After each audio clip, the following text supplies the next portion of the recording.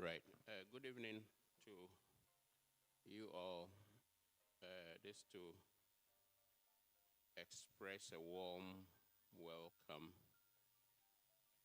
to you from the Ghana Academy of Arts and Sciences. My name is Professor Obianji, Honorary Secretary of the Academy. So the President of the Academy, Vice Presidents of the Academy, Fellows of the Academy, distinguished ladies and gentlemen from a range of institutions, judiciary, parliament, your excellencies, ladies and gentlemen. We thank you for making the time to turn up and join us for this year's public lecture of the Ghana Academy of Arts and Sciences. The Academy's public forum is a special program on the Academy's annual calendar. The key objective of the public forum is to provide a platform for academics, policymakers, practitioners from various disciplines, and the public to deliberate on critical issues of national and global importance, as the case may be. So this year's event, starting today and running through to the 3rd of June, is on the theme Citizens and Democratic Consolidation in Ghana, Rights, Obligations, and Duties. As background, Ghana, our country, has been hailed as a beacon of democracy in Africa. We've had a record of over 3 decades of unbroken constitutional rule in this Fourth Republic, so-called. And this achievement should not be only celebrated, but it calls for a deep reflection on the journey we've all made up to this point, and also to ensure that our democratic gains are sustained for hopefully a long time to come. So today, we open this conversation with a sub-theme, the imperatives of citizenship in sustaining and consolidating Ghana's democracy. We have assembled very seasoned speakers who have made impact in their own areas of endeavor, who we hope will help us unpack what it truly means to be a citizen in consolidating our precious democracy. With these few words, I would encourage all of us to pay rapt attention and hopefully pick lessons that can help us as individuals and also collectively in contributing to consolidating our democracy. I'm pleased to mention that this event is being streamed live on Zoom, YouTube, and also on the Academy's Facebook platforms, and take the opportunity to warmly welcome all those who have managed to join us virtually. Now, before the program begins, I have the singular honor to introduce to us the chair for the program. Our chair is the president of the Ghana Academy of Arts and Sciences. She scholar, distinguished scholar.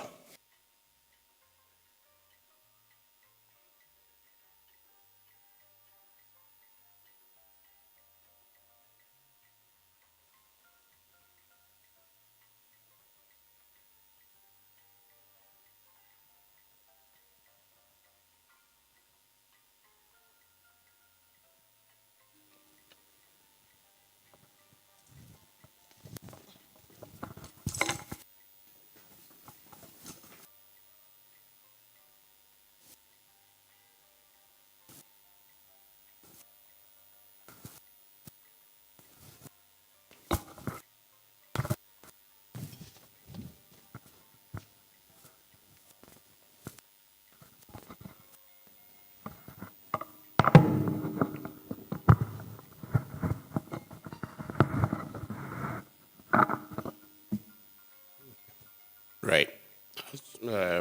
On our distinguished chair has bachelor's, master's, doctoral degrees from the universities of Brunel, Surrey, the London School of Hygiene and Tropical Medicine, and the University of London, respectively. She has dedicated 4 decades to teaching and research at esteemed institutions worldwide. A few of these will be the National Institutes of Health and Georgetown Universities in the USA, and Queensland University, Brisbane, Australia, and the Chiang Mai University, Thailand, as well as here in the University of Ghana.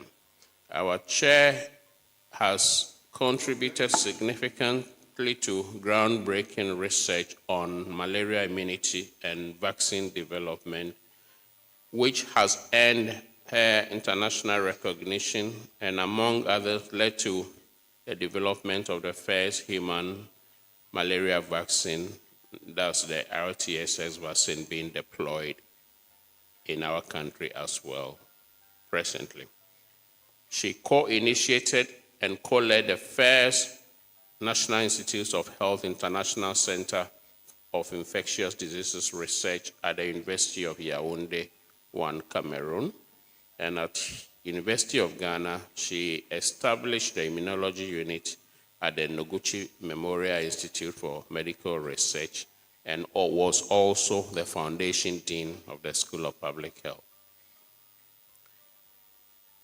As we would expect, our chair has been awarded many research fellowships, has extensive research collaborations spanning institutions worldwide, and she has received numerous awards and recognitions.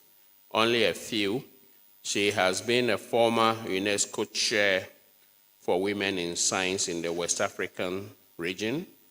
She was the 2014 laureate of the African Union Kwame Nkrumah Award for Women in Sciences, and the 2019 Clara Southmaid-Ladlow Award by the American Society for Tropical Medicine and Hygiene.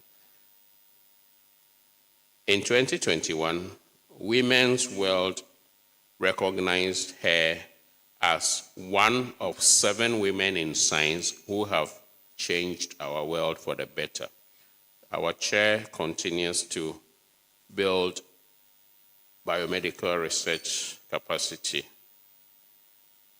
here in Ghana and across the world. So, once again, we welcome you to day 1 of the Academy's Public Forum 2026. Whilst with a round of applause, we kindly invite our chair to take over.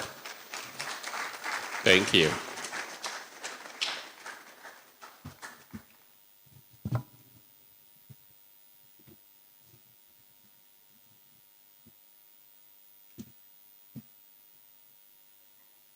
Thank you very much, Honorary Secretary Professor George Obinyeje, for your very kind words. Past presidents of the Academy, vice presidents of the Academy, fellows of the Academy, your excellencies, distinguished ministers, distinguished invited guests, our students, all fellows and invited guests online, media, ladies and gentlemen. I think all protocols are observed by now. Thank you. Good evening.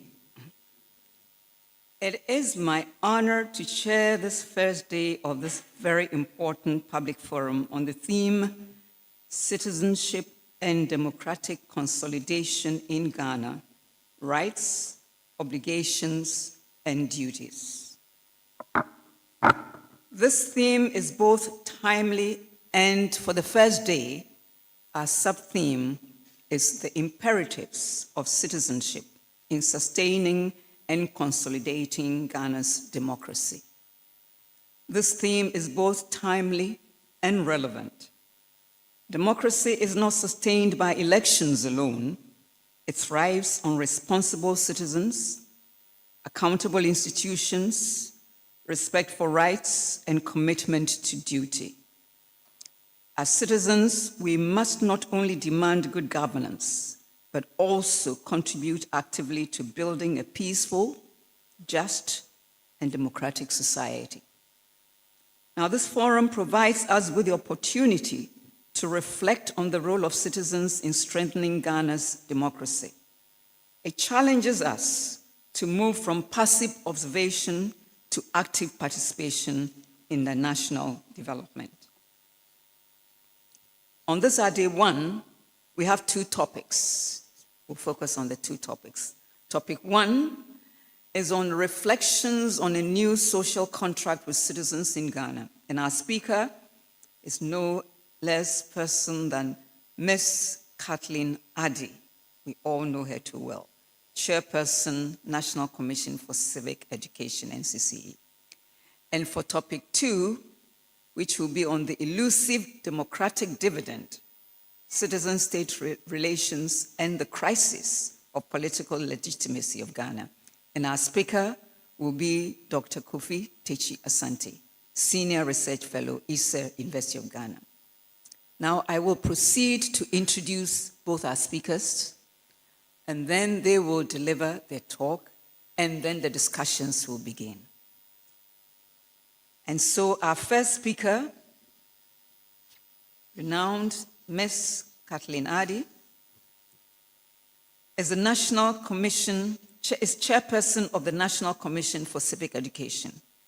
She is a seasoned communications professional with over 25 years of experience in policy and development communications.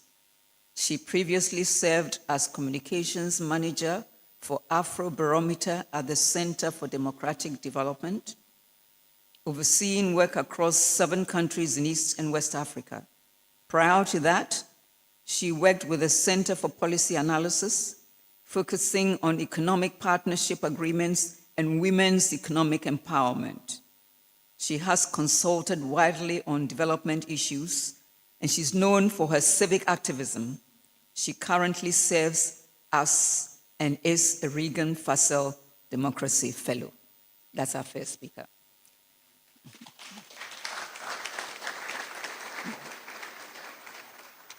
And our second speaker is Dr. Kofi Techi Asante.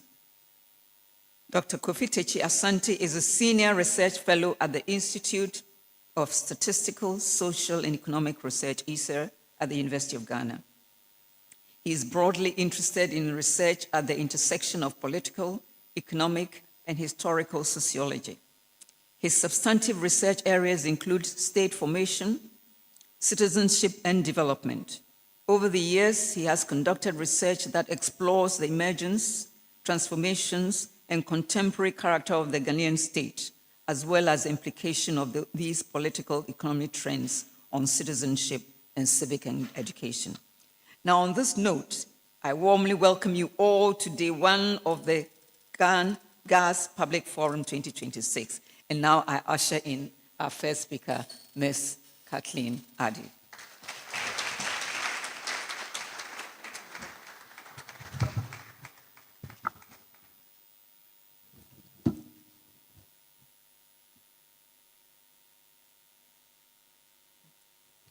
Thank you very much for the warm applause.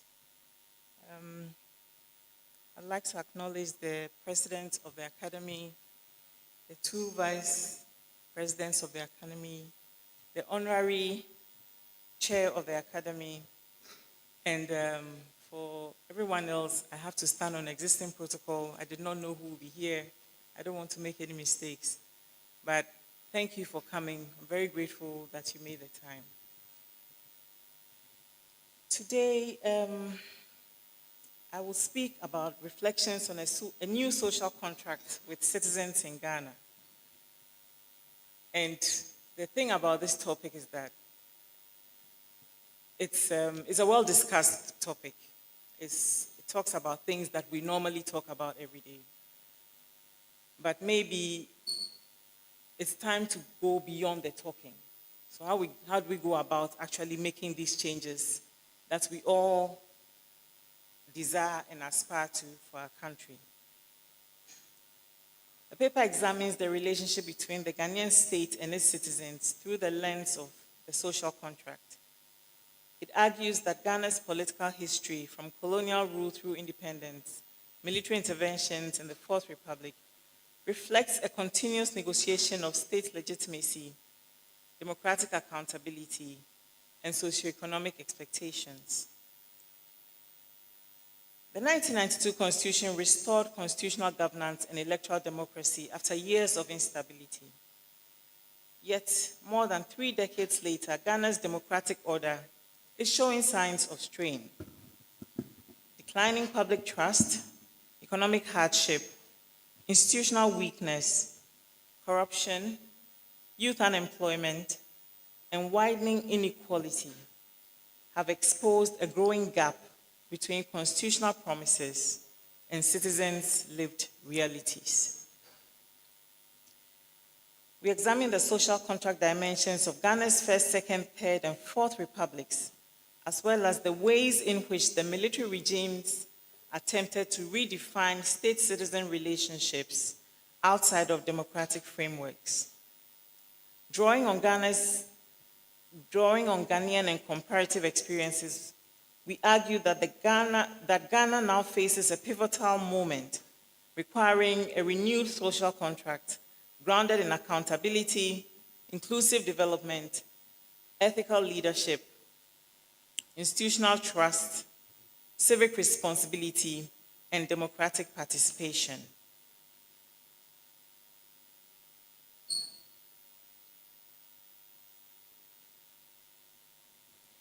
It concludes that Ghana must move beyond procedural electoral democracy towards a more substantive democratic order capable of delivering social justice, economic dignity, and responsive governance. The idea of a social contract has long occupied a central place in political philosophy, democratic theory, and even theories that underpin non-democratic forms of government. At its core, the concept refers to the implicit agreement between citizens and the state, in which political authority derives legitimacy from its ability to protect rights, provide security, uphold justice,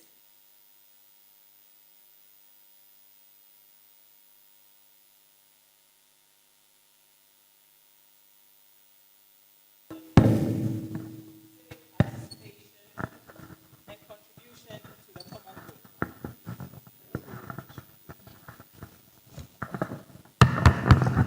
So it's very loud.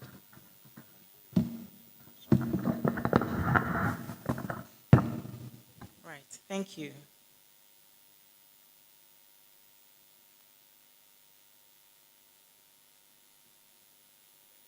Thinkers, I'm sure you know them already when it comes to this topic. Hobbes, Locke, Rousseau, and Rawls approached the concept differently, but they all recognized that the legitimacy of political authority depends fundamentally on its relationship with citizens. For African countries emerging from colonial rule, independence represented a profound renegotiation of the social contract. Colonialism denied African populations meaningful political representation, economic inclusion, and social dignity. Independence movements were therefore driven not only by demands for sovereignty, but also by expectations of justice, development, dignity, and national renewal. Ghana occupies a special place in this history as the first sub-Saharan Africa to gain independence in 1957. It became both a symbol of anti-colonial possibility and a testing ground for post-colonial governance. Political independence carried an inbuilt expectation that a new social contract guaranteeing rights, freedoms, dignity, and prosperity will emerge. At least that was the dream. The post-independence era, however, was marked by discontent, agitation, constitutional experimentation, economic crisis, democratic collapse, military intervention, and eventual democratic restoration. Each phase reflected an attempt to redefine the relationship between state and citizens.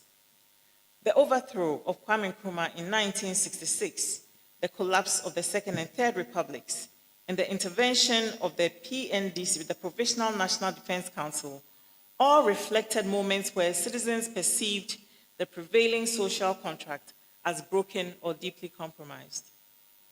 The adoption of the 1992 Constitution represented Ghana's most comprehensive attempt to reconstruct democratic legitimacy after years of military rule and economic hardship.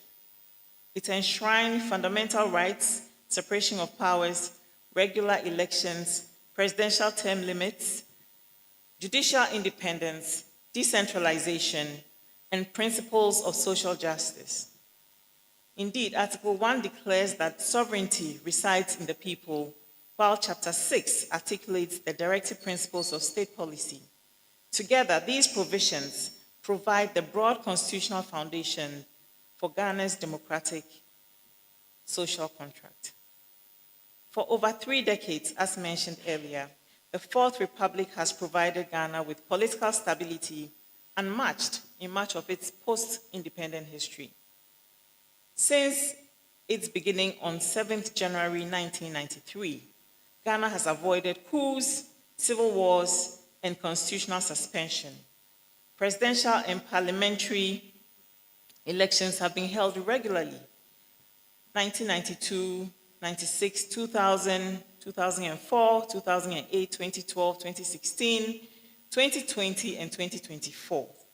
Power has changed hands peacefully between the National Democratic Congress and the New Patriotic Party in 2022, 2008, 2016, and 2024. The Bertelsmann Transformation Index's 2026 Ghana Country Report notes that these peaceful transfers demonstrate the acceptance of democratic rules by Ghana's 2 major political parties. The 2024 election again confirmed this alternation norm. President John Dramani Mahama won the presidential election with 56.55% of the vote, while the ruling party candidate, Vice President Mahamudu Bawumia, conceded defeat before the Electoral Commission's final declaration in order to ease tensions. This was significant because the election occurred amid public frustration over inflation, debt restructuring, unemployment, and cost of living pressures.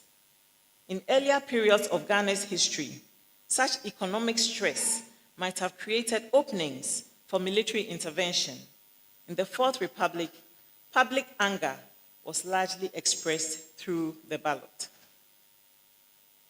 The Fourth Republic has also enabled institutional continuity, and I will share an example we normally overlook and take for granted. Stable constitutional rule has allowed Ghana to conduct repeated national censuses, living standard surveys, poverty surveys, labor surveys, household expenditure surveys that support planning.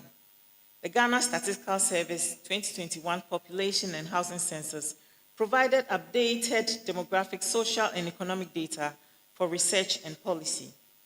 Its StatsBank platform now contains over 300 million unique statistics. allowing users to generate customized national and subnational tables and maps. These are signs of a state operating through civilian bureaucratic continuity rather than repeated regime rupture, in effect, a functioning state. Ghana also made significant welfare gains during the Fourth Republic. The World Bank's Ghana Poverty Assessment using GLSS 3 to 7 reports that national poverty fell from 52.7% in 1991 to 23.4% in 2016. This suggests that the constitutional stability created a more predictable environment for policy continuity, donor engagement, and private investment. Decentralized planning, social intervention as well. However, the pace of poverty reduction slowed after 2012, and recent economic pressures have renewed public anxiety about whether democracy is delivering materially for citizens. The political culture of the Fourth Republic further shows how far Ghana has come. Losing candidates have increasingly accepted electoral defeat. In 2000, the NDC left office after losing to the NPP. In 2008, the NPP accepted defeat after a very close election. In 2016, President John Mahama conceded to Nana Akufo-Addo. In 2024, Mahamadou Bawumia, former Vice President Mahamadou Bawumia, conceded before the final official declaration. These moments matter because they reinforce the idea that defeat is temporary and that power can be regained through future elections. Courts, rather than soldiers, have also settled major electoral disputes. After the disputed 2024 presidential election, the opposition challenged the results in the Supreme Court instead of seeking extra constitutional change. The process was tense, but the final judgment was accepted. This established an important precedent. The Constitution, courts, lawyers, not coups, would be the accepted route for contesting national power. Ghana's stability is even more significant when placed in the West African context. The sub-region has recently experienced coups and attempted coups in Mali, Guinea, Burkina Faso, Niger, and elsewhere. Reuters reporting on the Ibrahim Index of African Governance noted that insecurity, coups in West Africa, and war in Sudan have contributed to governance backsliding across parts of Africa. Against this backdrop, Ghana's peaceful transfers of power remain remarkably noteworthy. Yet, Ghana's democratic success is now accompanied by growing dissatisfaction. Economic hardship, youth unemployment, debt distress, corruption scandals, inequality, and perception of elite capture have weakened trust in public institutions. Increasingly, many citizens believe that while Ghana's democracy survives procedurally through elections and constitutional continuity, it is failing to deliver substantively in terms of economic dignity, accountability, and inclusion. This paper argues that Ghana stands at another critical moment in the evolution of its democratic social contract. The challenge is not merely constitutional reform or economic recovery in isolation. It is whether the Ghanaian state can renew legitimacy by building trust between political institutions and citizens. At independence in 1957, Ghana inherited not only colonial institutions, but also enormous public expectations. Independence itself was a social contract moment. Citizens expected the new state to deliver development, national unity and education, industrialization, and dignity after colonial exclusion. These expectations were captured in Kwame Nkrumah's famous maxim, "Seek ye first the political kingdom." The idea was that once the political independence was secure, economic and social progress would follow. The 1960 Republican Constitution transformed Ghana from a constitutional monarchy into a republic with an executive president.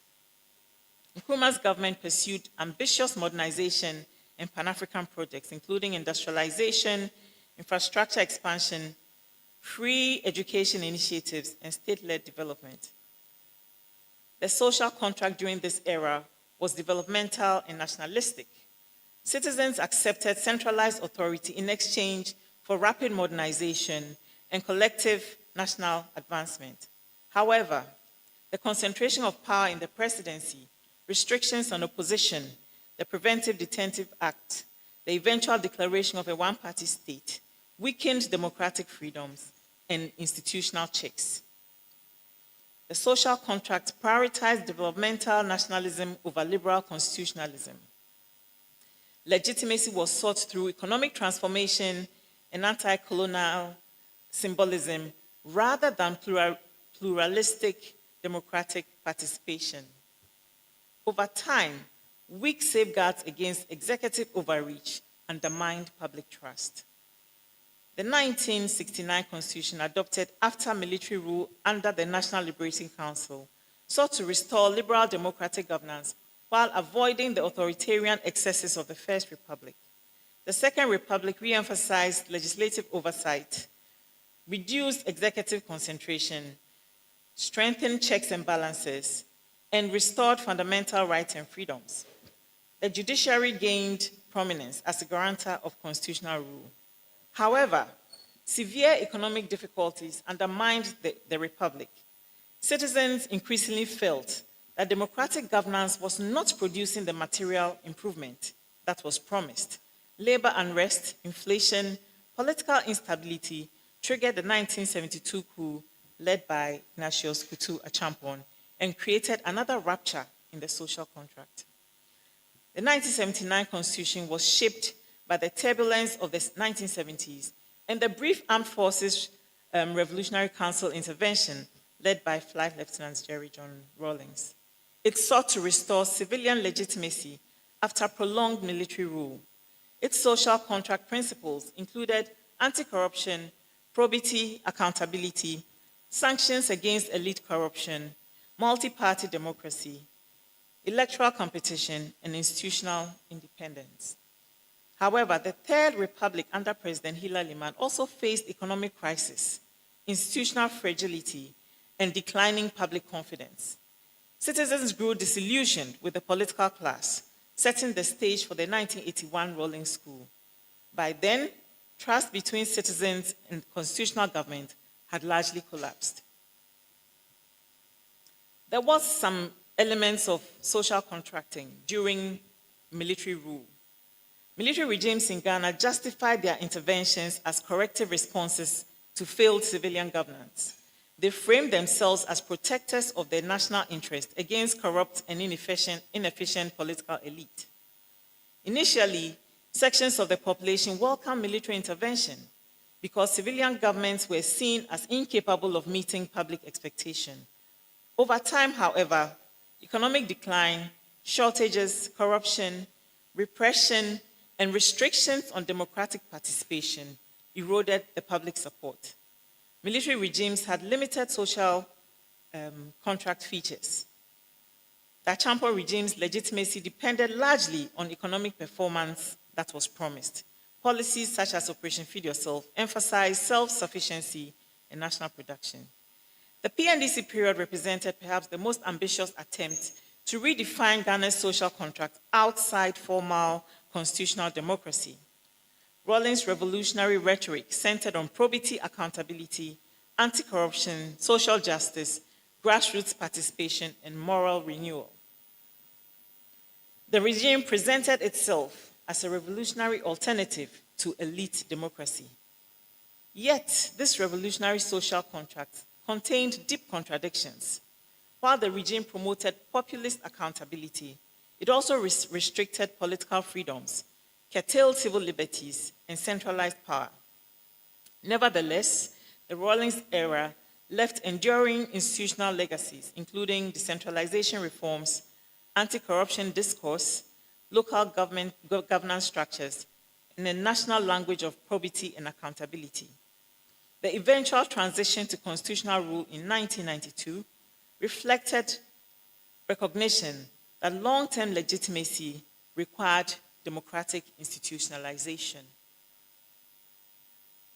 The 1992 Constitution as a social contract. The 1992 Constitution represents Ghana's most comprehensive democratic social contract. Emerging after years of authoritarian interruption, it sought to reconcile stability, democracy, accountability, and development. Article 1 declares that sovereignty resides in the people of Ghana.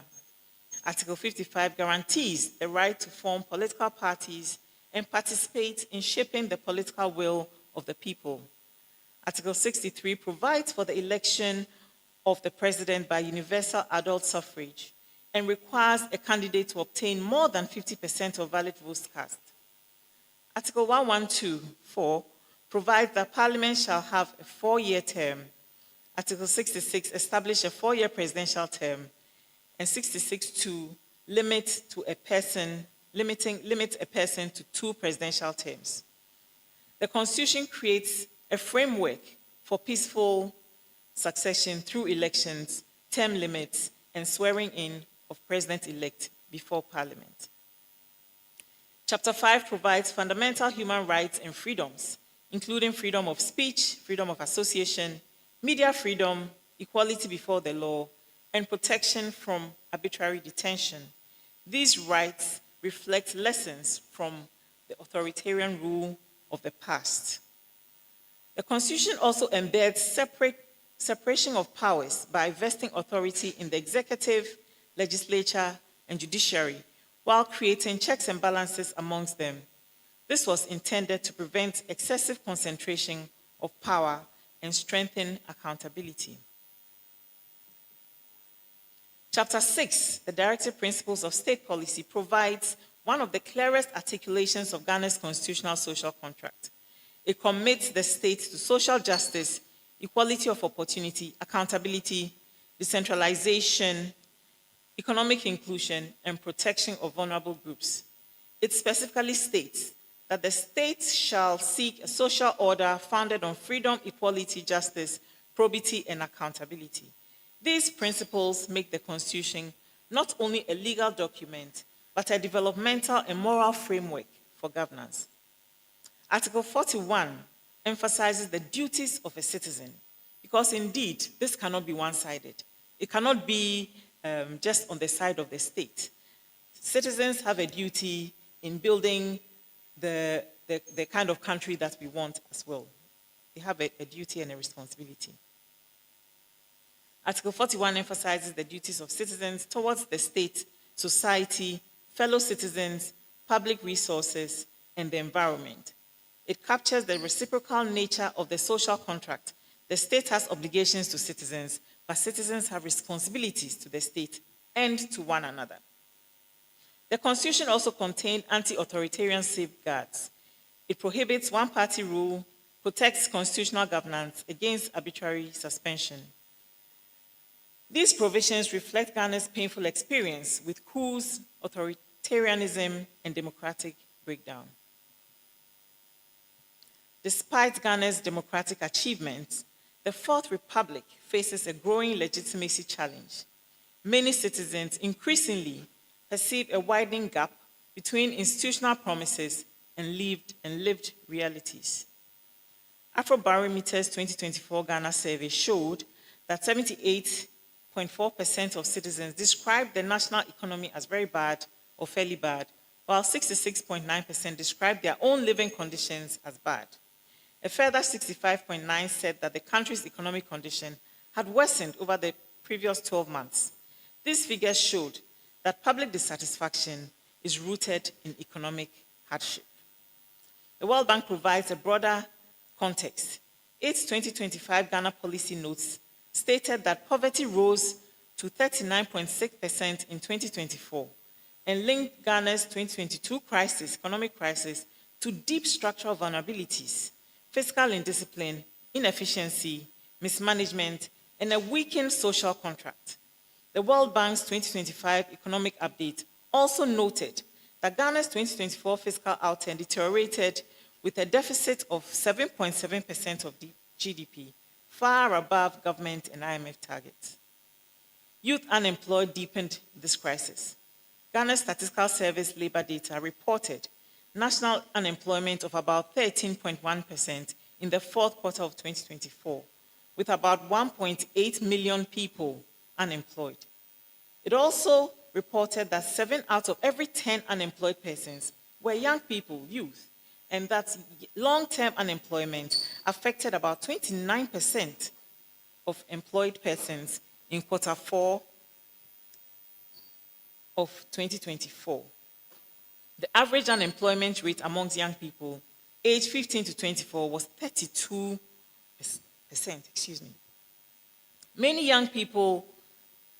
For many young people, democracy is experienced less as an opportunity and more as exclusion. This weakens democratic legitimacy because citizens begin to question whether democracy delivers material progress. Corruption and elite capture have also eroded public trust. The Ghana Statistical Service Governance Series Wave 2 report, released in November 2025, covering citizens' experiences from January to June 2025, found that 14% of respondents reported giving gifts or money to public officials, down from 18%. However, among those who paid, repeated payments became more common. The proportion who gave gifts or money 5 or more times rose from 6.9% to 24% in that period. Many citizens perceive the political system as serving elite interests rather than the public good.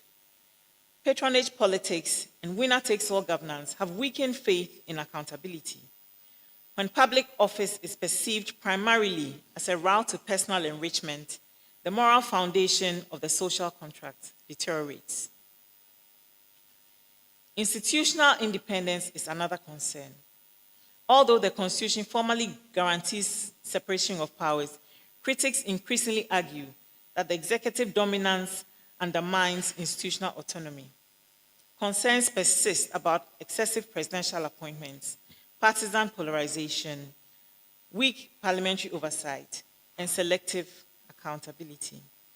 Ghana has maintained electoral democracy, but many citizens feel excluded from economic opportunity and meaningful influence. According to Afrobarometer, once again, only 16% of citizens say members of parliament listen to them, while 39% say local government officials listen to them. This raises an important question.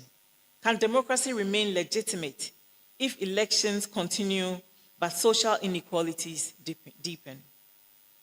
Declining public trust is one of the clearest indicators of social contract erosion.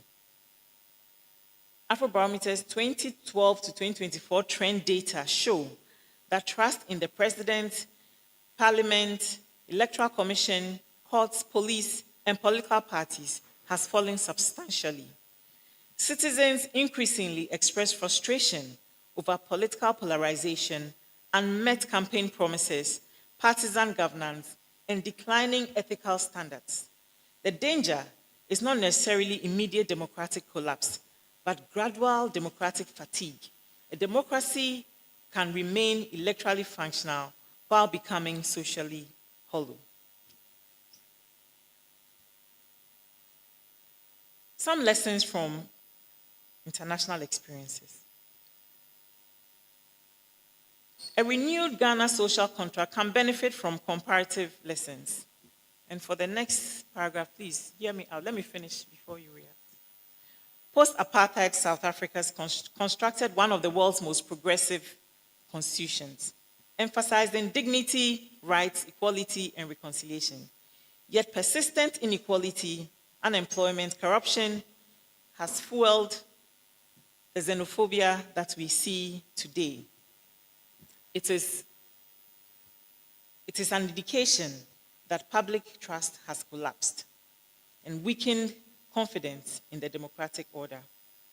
South Africa is a cautionary tale and demonstrates that constitutional rights alone are insufficient without broad-based economic inclusion.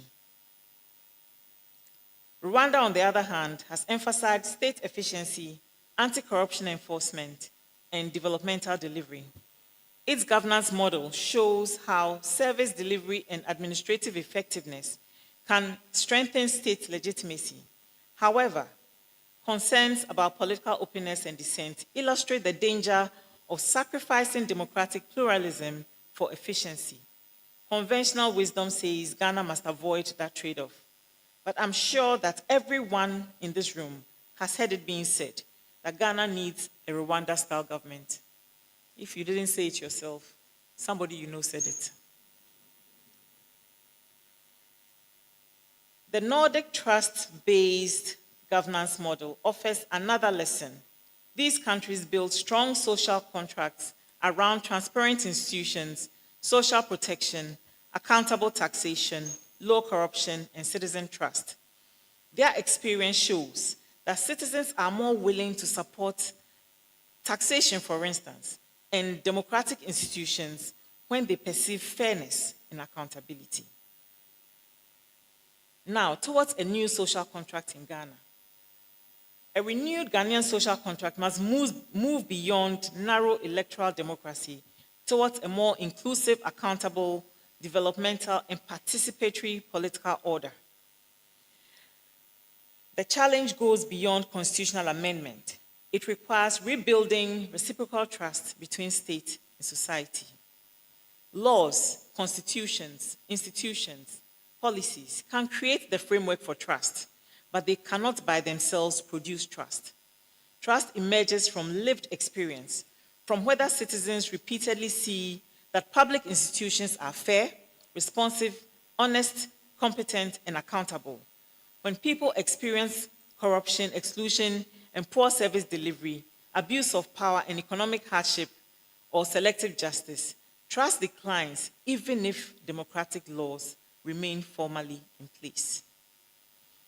Governments earn trust when they keep promises, protect rights, apply laws fairly, and communicate honestly. Also, when they deliver public goods, listen to citizens, and correct mistakes. Citizens also contribute to trust by obeying laws, participating responsibly, holding leaders accountable, respecting democratic norms, paying taxes, rejecting corruption, and protecting the environment.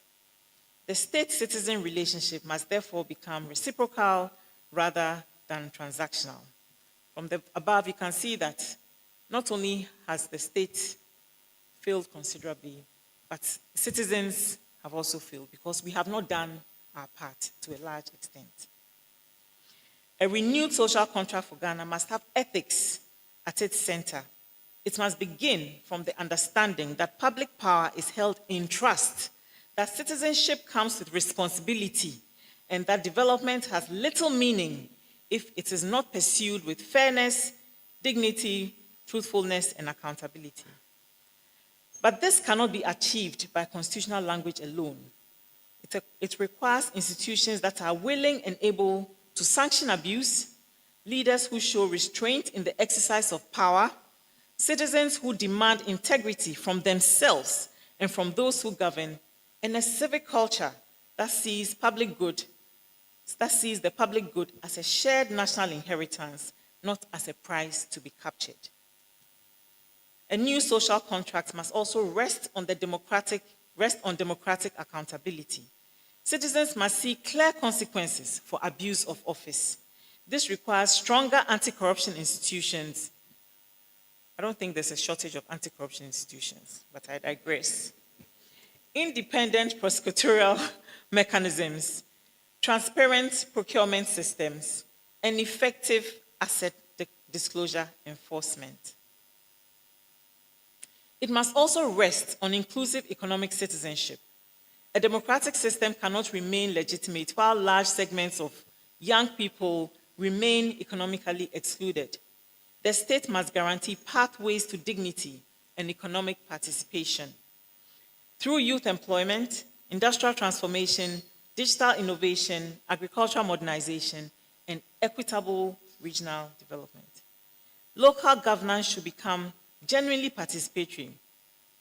I derive a lot of hope on this issue from the political parties who have documented their commitment to this.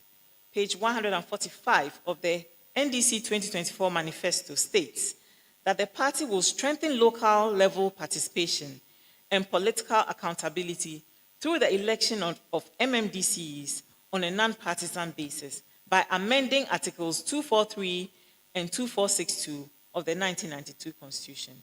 I think it was just today or yesterday that I saw that there's some work going on to make this happen. The MPP manifesto under constitutional review states, we are committed to the process to amend the 1992 Constitution through extensive public consultation with key emphasis on issues such as election of MMDCEs to deepen decentralization and empowering institutions while reducing the power of the president.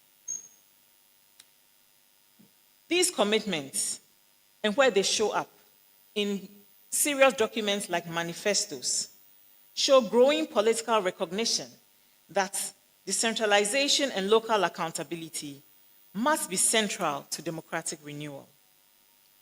Selective constitutional reforms may also be necessary, especially where current arrangements reinforce excessive executive power, weak oversight, and limited participation. But there's a whole big thing about constitutional reform, so I will not go into that here. No constitutional framework can function effectively where leadership lacks integrity. Ghana requires a political cultural shift away from patronage and towards public service. This requires stronger civic education, independent media, active civil society, ethical leadership training, and moral accountability within political parties. A modern social contract must also recognize digital technology. Social media has democratized political participation, but also intensified misinformation, polarization, and populism. The state must expand digital access, protect digital rights, combat misinformation responsibly, and promote civic literacy. Digital governance also offers opportunities for transparency, e-governance, civic feedback mechanisms, and public expenditure tracking. Now, the billionaires who own AI have warned us that it is coming for our jobs.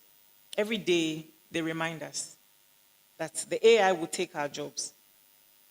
How do we plan for this in a situation where youth unemployment is already a challenge? This is a very serious thing, and I think that the public discourse around this particular issue must be amplified. Because if we are going to make a new social contract with a population that is youth-heavy and unemployment already high among young people, and yet we are being reminded that more unemployment is coming, then we have to sit and think really deeply about the future. Because the last thing we want is increased unemployment, especially amongst young people who are the future of the country. Finally, a new social contract must address intergenerational justice. This includes environmental sustainability, responsible debt management, climate resilience, and long-term national planning. And speaking of long-term national planning, just a few days ago, the NDPC paid a visit to NCCE, and it was a very good visit where we sat down and talked about how civic education around national values can be a central component of NDPC planning. Younger generations increasingly fear inheriting unsustainable debt, ecological vulnerability, and weakened institutions. A legitimate social contract must, therefore, be fair to both present and future citizens. Now, I can't give this long speech without talking about the role of civic education in renewing the social contract. Democracy cannot survive a constitutional text alone. It depends on civic consciousness. One of Ghana's unappreciated democratic strengths has been its tradition. last one, has been its tradition of civic education, of civic engagement and political awareness, supported by institutions such as the NCCE. NCCE has played an important role in promoting constitutional literacy and democratic participation. Okay. So, civic education is therefore not a ceremonial part of democracy. It is central to the renewal of the social contract. Citizens who understand the constitutions are better able to defend it.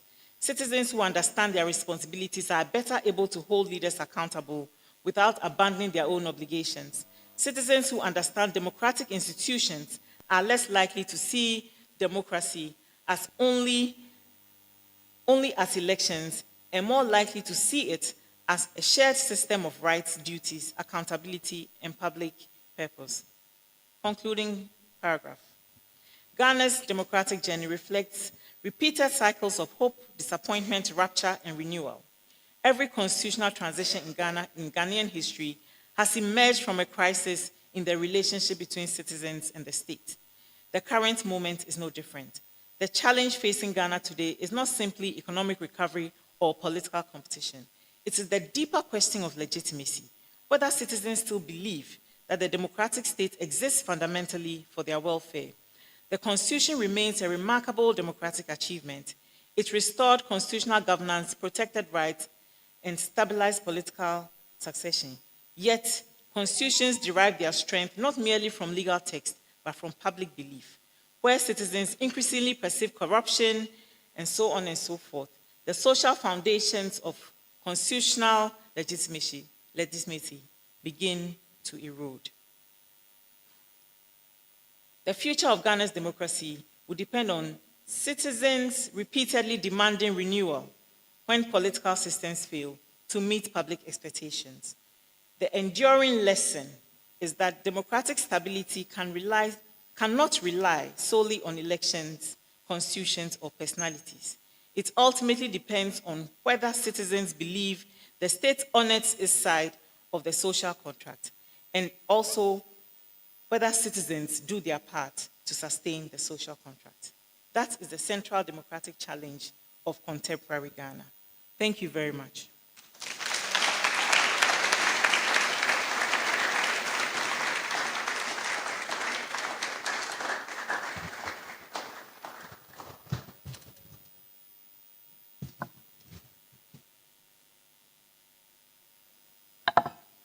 Thank you. We now have the second speaker, Dr. Asante.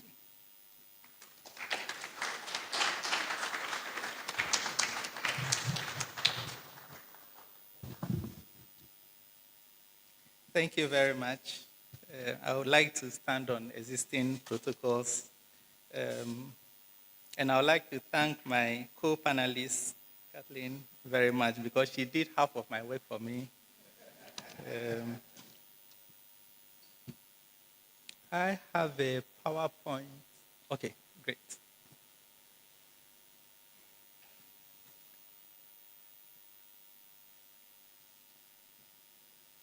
So I fear I may run out of time, so I want to give a very quick overview of the argument I want to make, which is that Ghana's Fourth Republic has a central paradox. There is a surplus of democracy and there's a shortage of democracy. And this lies at the root of the elusiveness of the democratic dividend. So that's the argument I want to make. But that's not the main crux of the paper. What I will do is to show the domestic factors that account for this paradox. And then I'll put it in world system perspective. But before I do that, I'll provide data on the public attitudes to throw light on the seriousness of some of the issues that Kathleen so brilliantly identified. And like her, I would conclude by saying what we need is deep democratization. Democracy that doesn't stop at the ballot box. I would say that this is a very dangerous endeavor, both domestically and internationally. And I'll show some of the reasons why. So Kathleen has already talked about our fantastic constitutional performance in the midst of economic underperformance. This is a very serious issue. Poverty and inequality has remained pervasive over 3 decades after a return to constitutional rule, and we have cycles of economic crisis that repeatedly undermine social development. Recently, a report by the Ghana Statistical Service estimates that over 12.5 million Ghanaians are food insecure. The corrosive effect of this situation on political legitimacy is not hard to see. Maxwell Owusu has cautioned that Ghanaian popular attitudes towards democracy reflect the dangers of democracy without economic development. As I shall show in this presentation, the underwhelming developmental record of the Fourth Republic has entrenched the perception of a lack of reciprocity in the social contract in Ghana. The Ghanaian government now confronts a deepening crisis of legitimacy with widespread public belief that it is both irresponsible and insensitive to the plight of ordinary citizens. And these are sentiments that came out in research that I've conducted over the years.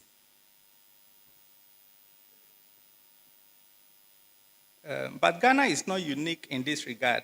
From Kenya to Nigeria, Madagascar, Sri Lanka, Nepal, and Indonesia, youth-led protests have shaken up governments across the global south. So in this presentation, I will explore the gap between the strong liberal democratic record of Ghana and the weak socioeconomic record, using the concept of the democratic dividend, as I've said earlier. This dividend refers to the expectation that democracies would deliver better governance, public good, and political stability. So what I'll do in this paper is to draw on a variety of data sources, including CDD's Afrobarometer, and since Kathleen is here, NCCE conducts surveys on matters of concern to the Ghanaian voter at every election. So I'll draw on that as well. I would also draw on primary qualitative research that I've collected over the years and news reports to explain why the democratic dividend has remained so elusive in Ghana. I will argue that the erosion of political legitimacy in Ghana is due to the paradox of the country's current political conjuncture, the simultaneous shortage and surplus of democracy. I will draw on the political settlements literature and suggest that this paradox is a logical consequence of robust political competition in the context of an undiversified economy. This economy is fundamentally unable to fulfill the expectations raised by multi-party politics. This systemic reality creates strong political incentives for patronage politics that cannot be eliminated by piecemeal administrative reforms and that do nothing to address the structural problems of the economy. And I'll conclude by arguing that repairing the social contract would require a fundamental agenda of resetting, not to the president. One that is able to usher in radical people-centered democracy. Because of time, there are issues I won't be able to talk about. I would have loved to talk about the state itself, because the state is a criminal enterprise. I'm not talking about the Ghanaian state. The state as such is a criminal enterprise. And I think we should take that into consideration when looking at what can be delivered, which suggests that any liberties that we extract from the state is extracted through struggle.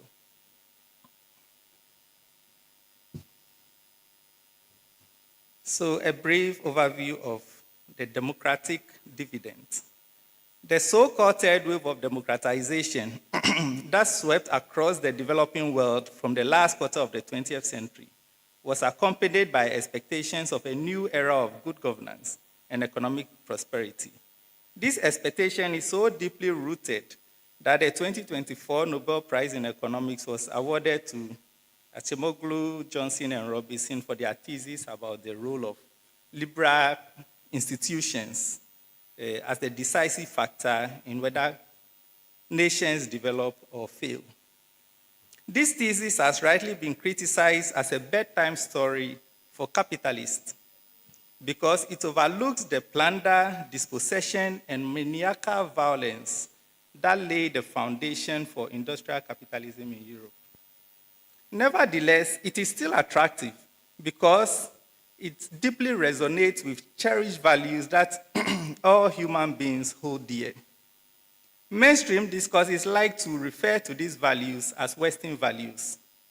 There is nothing Western about these values. On the contrary, for over 500 years, power projection from the West has left a growing pile of human bodies in the wake of their orgiastic indulgence in gratuitous violence and sadistic atrocities. It is important to squarely reject the outrageous lie that democracy is of Western origin. And I find it necessary to emphasize this point because there's a growing sentiment that we need to reject democracy because of its Western origin. Athenian democracy comfortably coexisted with slavery, and women had no place in its democracy. The desire for democracy exists in all human societies. In the 1970s and 1980s, activists and scholars in Africa had tirelessly mobilized for political change under the banner of good governance, with demands that focus on restructuring state-society relations and addressing concrete material needs. In other words, for substantive democracy. However, as Tandika and Kandawere recounts, the actual use of the concept of good governance, after it was co-opted by the World Bank, sidestepped the central concerns of Africans and rendered the notion purely administrative. In other words, limited to the ballot box and piecemeal administrative reforms.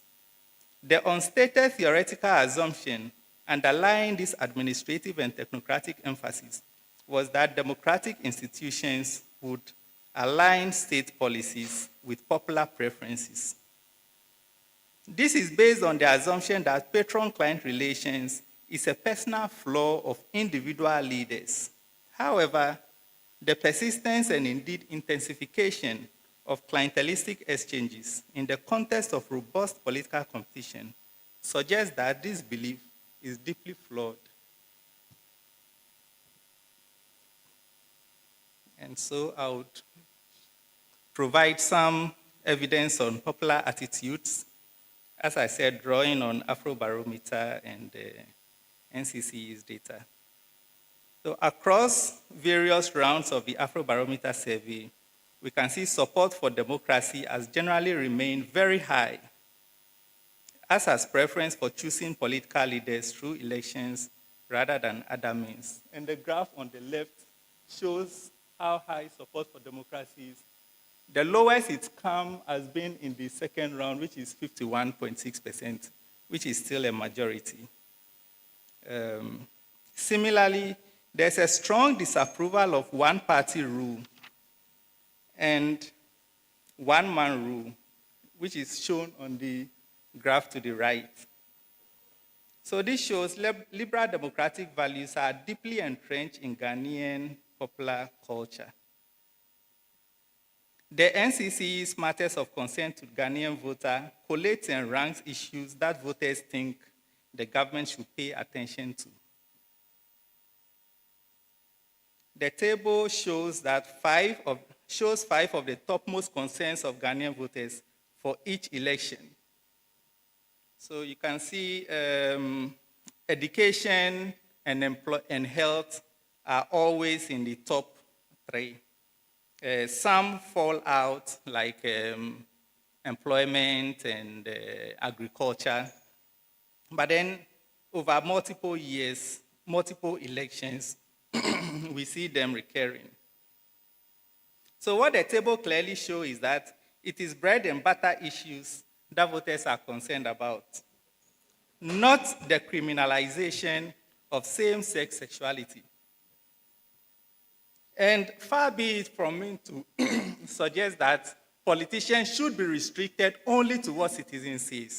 There should be a time and a place for visionary leadership. Unfortunately, those leading the anti-LGBT bill in Parliament, I don't think they are people who are visionary on this because many of them, frankly, don't know what they are talking about when they talk about LGBT. I'm sorry to mention names, but if we take Honorable Sam George, was recently saying Angel Maxine, who is a transgender activist, had claimed to have had sex with Intim Fojo as a joke, a protest.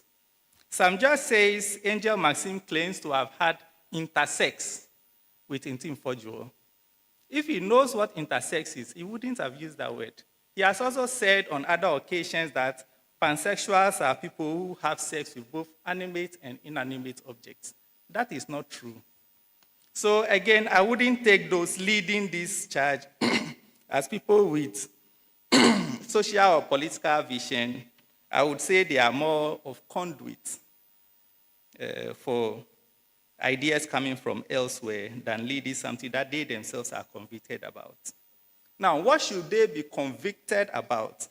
The Spousal Property Rights Bill would do more to promote family values, and yet it has been languishing in legislative no man's land since 2009. And recently, when the speaker spoke about this, he said it is because it touches on sensitive cultural, religious, and social issues. And so they have to proceed cautiously. One will wonder what issues need caution to proceed and what issues we need to rush on. So the legitimacy of Ghana's political system rests on how well citizens perceive the expectations of material well-being are being met. Of course, as the Afrobarometer data set shows, and Kathleen has already gone over it, so to save time, I wouldn't go into the details. But as you can see, the pattern undulates. It rises after every election cycle and quickly drops. And the undulation is on a downward spiral. The last downward spiral was 2022, just before the MPP lost. And for the first time, approval ratings dropped below 30%. And my fear is that if this trend continues, we are heading to a point of no return for the Fourth Republic. And evidence from other research I've done point to this.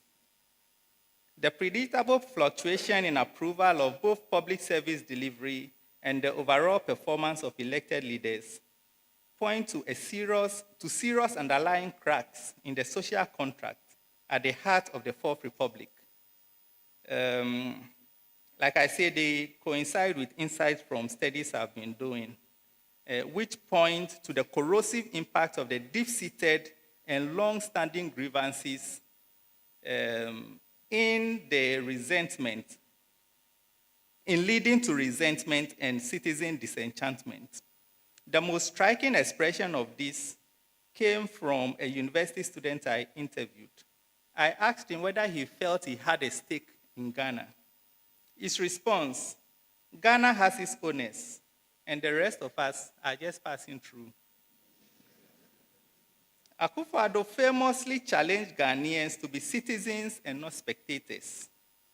As I pointed out elsewhere, what is remarkable about this call, apart from the awkward connection to George Bush, is its normative framing of participation. It is quintessentially neoliberal in the sense that it promotes an entrepreneurial view of citizenship that holds individuals responsible for their own inclusion and exclusion. It is built on the idea that opportunities for individual actualization of citizenship abounds, and that subjecthood can only result from indifference or a lack of initiative on the individual's part. However, Respondents in my studies have strongly rejected this framing. Their repudiation is based on the belief that the government has failed to uphold this end of the social contract and has no right to make unilateral demands on citizens. On the contrary, their own civic self-conceptions are complex and respond to the vicissitudes of state action. According to one of them, I am a combination of both citizen and spectator. I used to be a very serious citizen, but now I have become a spectator because I don't care anymore. I didn't even vote during the last AE. I've really given up on Ghana. I've given up on this. I realize nobody is coming to do anything in this country. As a result, many of them have explicitly embraced the role of spectatorship, with some claiming it is suicidal to attempt to be a citizen, given the quality of governance in this country. In light of the current situation, some believe the best option for them is to focus on personal advancement, regardless of what form this might take. And this is a quote from one of them. No matter what I do, this is how Ghana will be like. So I'll also try and make money, get to the top, and probably, if I can make changes when I get there, fine. If I can't, I'll also try and loot. On this optimistic note, let's move to the next section. Regardless,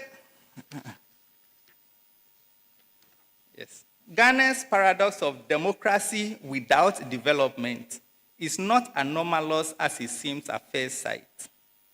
There are raging debates in the development studies literature about the relationship between regime type and developmental outcomes. The mainstream liberal view holds that competitive and transparent election will lead to good governance and promote economic growth and development. However, alternative approaches contend that the relationship between liberal democracy and developmental outcomes is not straightforward.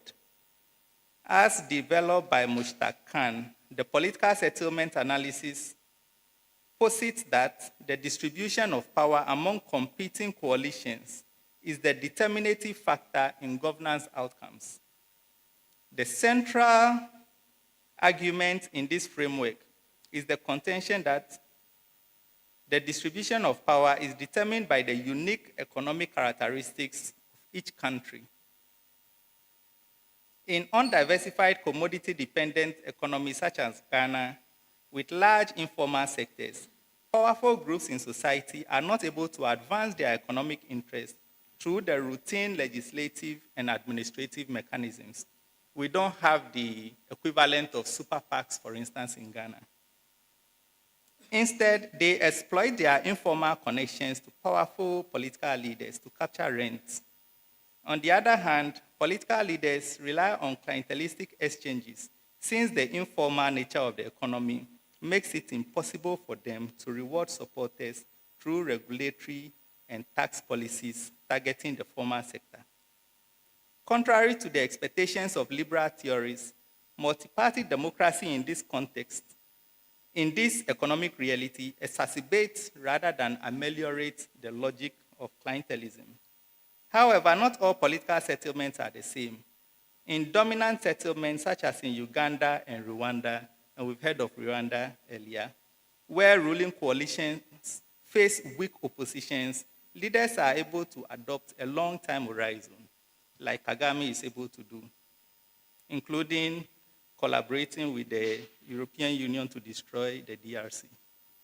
However, in competitive settlements such as Ghana's, where the ruling coalition faces a strong opposition, leaders have a shorter time horizon due to the constant risk of losing power to their opponents. Ghana is a textbook case of competitive clientelism. Since the return to constitutional rule, a duopolistic situation has emerged in which the NPP and NDC take turns in government. Both parties are under constant pressure because of the intensity of political competition. Regardless of whether the margin of victory is as razor thin as in 2008, or as wide as in 2016 or 2024, what is certain is that each party eventually has a roughly equal chance of winning power at the next elections. And since a margin of over 1 million votes does little to assuage the vulnerability that plagues the ruling elite, they feel compelled to make short-term calculations for their political survival. That is why the MPP, in spite of the writings on the wall in 2024, an election year no less, could not rein in the illegal mining or galamsey problem, in which its regional chairman was so publicly involved. And that is why the NDC, after 1.5 years in office, is still struggling to rein in the same problem. Daniel Resnick provocatively titled their work, "Strong Democracy, Weak State," a phrasing that succinctly captures the pressure on political leaders who must respond to the plethora of interest group demands using a state apparatus that is economically, logistically, and administratively weak. In other words, Ghana has an oversupply of democracy, which it cannot realistically satisfy using its under-resourced administrative apparatus. And maybe I'll just speak to this example rather than read it out. This is Elvis Efriyankra in 2018 speaking at the University of Ghana School of Law, where he famously exclaimed that our hands are tied. We have built a system, this is actual words, we built a system that legitimizes corruption. And we come to power and pretend to be investigating the people who actually funded our campaign.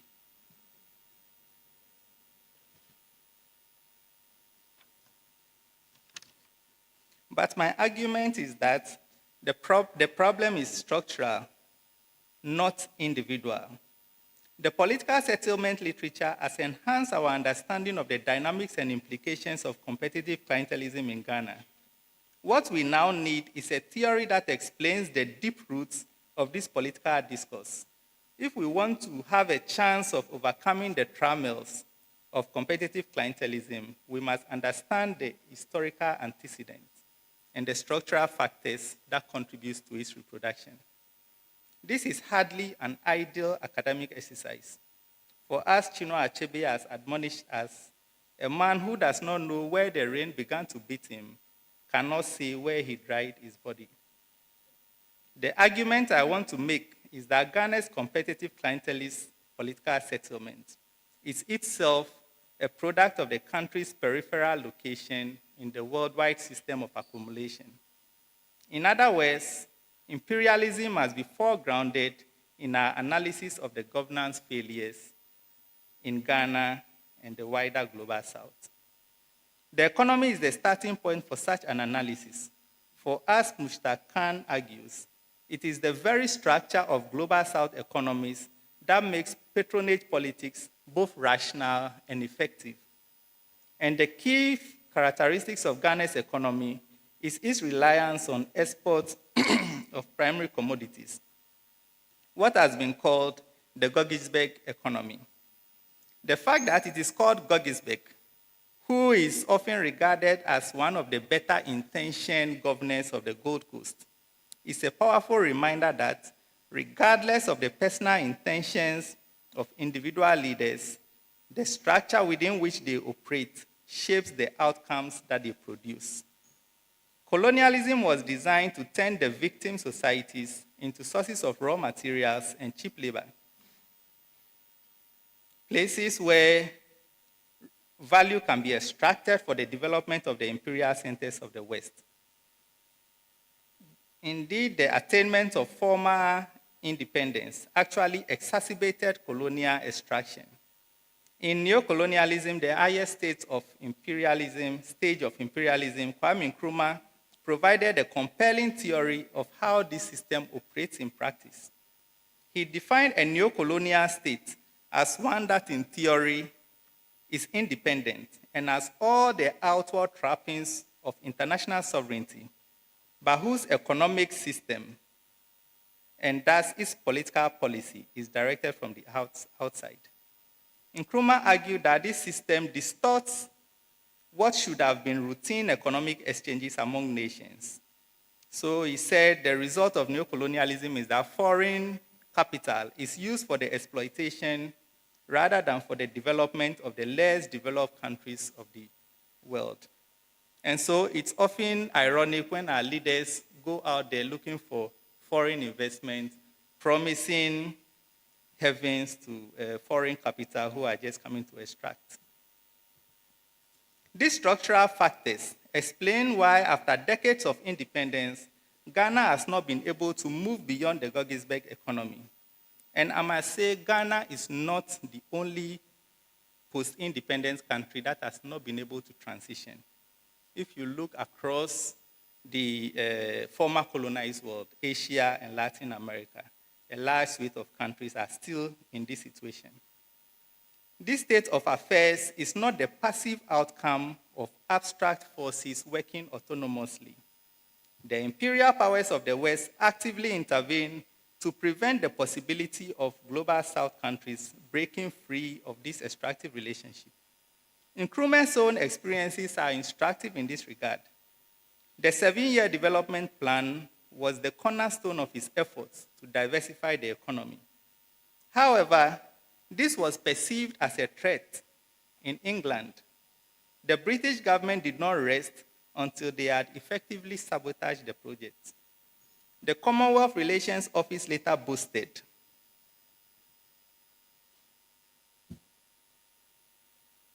"By energetic lobbying, we have succeeded in persuading a number of Ghana's other creditors not to entertain approaches for bilateral assistance, but rather to urge her to take her problems to the IMF."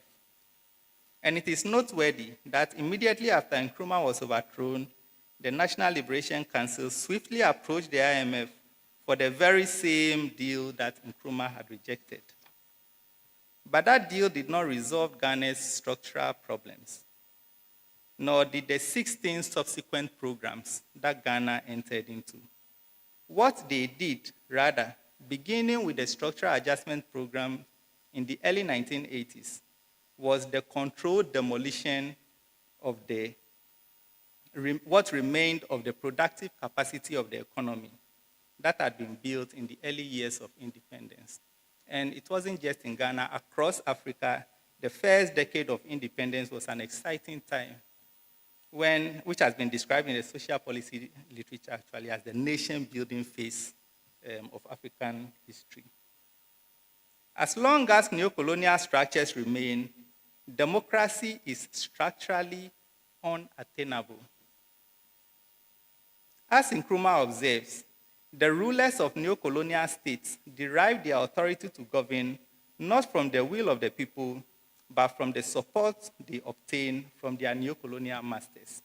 And we live in a very maxed-off moment in world history now, where those who take power or who hold power not at the behest of the imperial powers, but at the behest of their own people, are facing unparalleled aggression. This had always been the case, but now is quite out in the open. In addition, the plethora of international development agencies, whom the economist Ha-Joon Chang collectively described as the bad Samaritans, perform a similar function by using the threat of withholding aid to impose damaging policies that undermine economic development. Given the overbearing influence of these so-called development partners, Tandika and Kandawere has described African countries that democratized during the third wave of democratization as choiceless democracies, because their leaders are quicker to respond to the demands of these powerful external actors than to their own electorate, including passing legislation that nobody has asked for.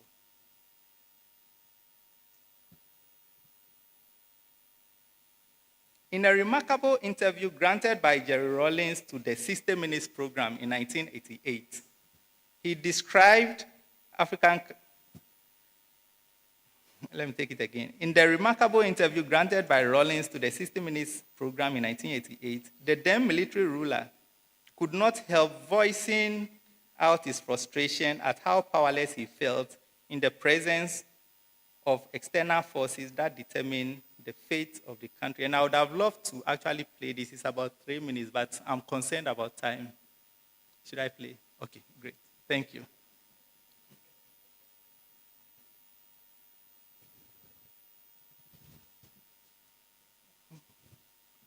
Unfortunately, there's no sound. Okay, so I'll talk you through it. Maybe I'll just have the video playing while I read this. So this is what he said. Africa finds herself in a catch-22 situation, you see. She better watch what she says, or else you don't get this aid or that assistance. And then he chuckled bitterly. What kind of blackmail is this? But this is another fact that you people don't see. And he was talking to a white journalist. And it's painful for me to sit here and to have to be making such admissions. But these are some of the hard truths. One can only hope that African leaders would be more upfront with their people about the enormity of the pressures and sometimes outright intimidation and threats that they are regularly subjected to. So I started by talking about the inauguration of the Fourth Republic, and my co-panelist has also done the same. Shortly after this interview, Rawlings prepared a procedure for the referendum that led to the approval of the Constitution. This surprised many, since Rawlings has publicly expressed his opposition to multi-party democracy on multiple occasions. In a recent interview on Channel 1, Victor Smith, the former spokesperson for Rawlings, recounted asking him about it. And there's no sound, otherwise I would have played that also for you. This is what he said, because he was concerned about the fact that Rawlings kept criticizing Kufuor and refusing to stay in the shadows. So he said, if you wanted to still stay in the public role, why did you quit? And Rawlings said, did I have a choice? And I said, what do you mean? You were the head of state. And he said, yes, but there was a day that the US, he got a visitor, an emissary from the US State Department, came to look for him. And he gave him a letter which said he should prepare the country for civilian rule with no options. So he conferred with his advisors, and we went constitutional. It's kind of an anticlimax. You would have expected that what actually shifted the balance was the groundswell of mobilization for democracy. But this account does not in any way invalidate the tireless efforts that went into the mobilization for political change in the 70s and the 80s. What it does show is that this externally imposed democratization process ends up sidelining people-centered organic struggles. And what it opted for was the shallow form of democracy which we are complaining about today. And this happened in much the same way that the World Bank's co-optation of the concept of good governance stripped it of all its concrete material demands. So given that the current liberal international order is designed to promote the interest of capital accumulation, and given that capitalism is a system that by definition breeds inequality, violence, and dispossession, one must necessarily conclude, as I have done elsewhere, that liberal democracy is neither liberal nor democratic.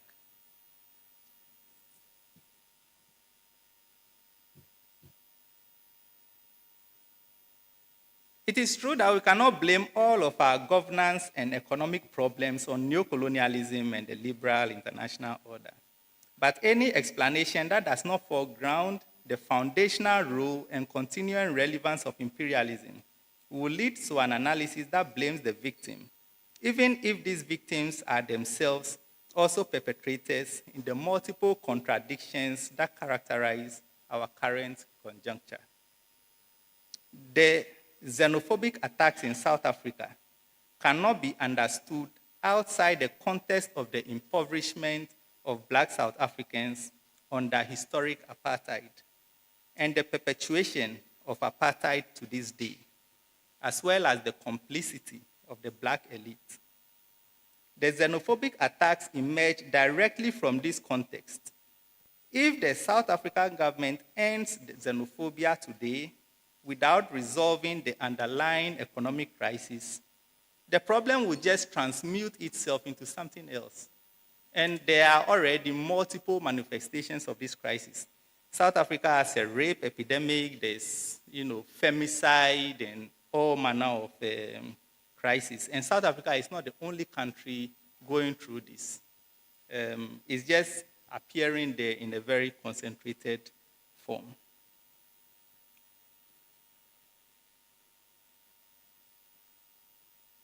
Under these conditions, democratic dividends remain elusive precisely because the prospect for democracy is foreclosed within the current world order.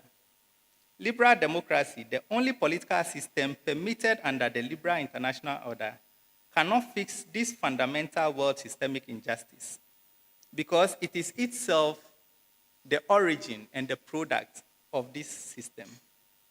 Given this reality, no amount of free and fair elections or good governance reforms can resolve the underlying crisis in the citizen-state relations in Ghana. And on this optimistic note, I want us to move to the conclusion. To conclude, I have tried to show in this presentation that far from being merely the result of the failures of the political elite, the elusiveness of the democratic dividend is deeply rooted in Ghana's subordination in the liberal international order. Thus, while one can certainly point to numerous acts of indiscretion and even criminality by Ghanaian political elites as the proximate causes for this failure to fulfill the promise of liberal democracy, those actions themselves unfold within a structural context shaped by the logic of worldwide accumulation. It is important, therefore, to take up the unfinished task of decolonization. But decolonization is never handed to any country on a silver platter. The entire gamut of multilateral institutions has been built to ensure the continued supremacy of the West. And so far, a genocide has been going on for years, and the International Criminal Court is still deciding whether there is a case for genocide. Consequently, to overcome this systemic trap, we need to fundamentally reconfigure our relationship with this world order. This will entail making difficult decisions and taking tough actions with big long-term payoffs, but that would predictably provoke backlash from both external and internal actors whose interests are served by the perpetuation of the current system. And the ongoing debate about reforms to Ghana's mineral licensing regime is a case in point. And I don't have much time for the presentation, but during Q&A, I can talk about how Mandela, for instance, addressed the issue of patents, which was used to keep South Africa as a reserve for the extraction of resources for pharmaceutical companies, and how Mandela noticed that he could not work within the current copyright regime. In order to break out of it, he actually had to break the copyright law, which he did. To be able to stay the course in spite of the backlash that these actions would predictably generate, political leaders need to carry the people along with them. This is why deep democratization and an empowered citizenry are indispensable to the project of true decolonization and national development.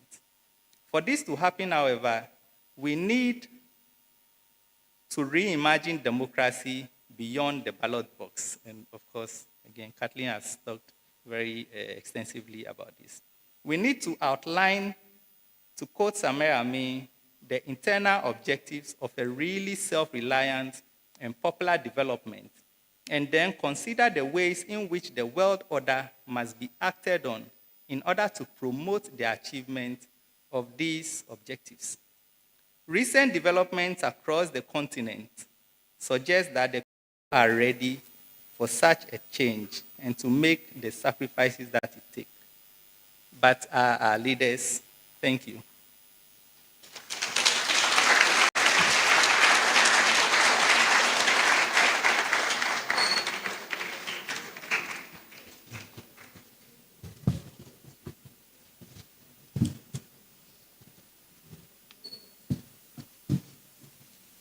Thank you very much. We've had two wonderful presentations from our two speakers, from Ms. Kathleen Addy and from Dr. Asante. This is brilliant. Another round of applause for both of them, please.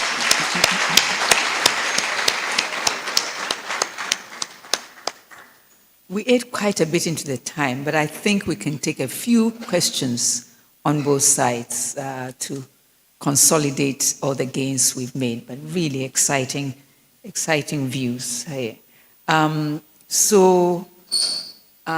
open questions. We ask individuals to give their names, the institution, and please, not another lecture, just short questions. And we'll take about 5, and then, do it, we'll see how it goes. So for the first 5 questions, and just say which speaker you are alluding your questions to. Thank you.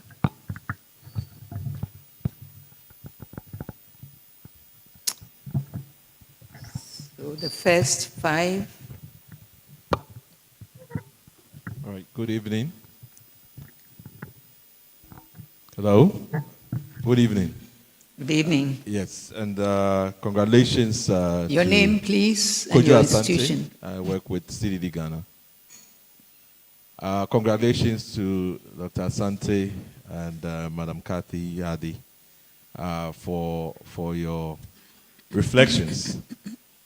So, Dr. Asante, very interesting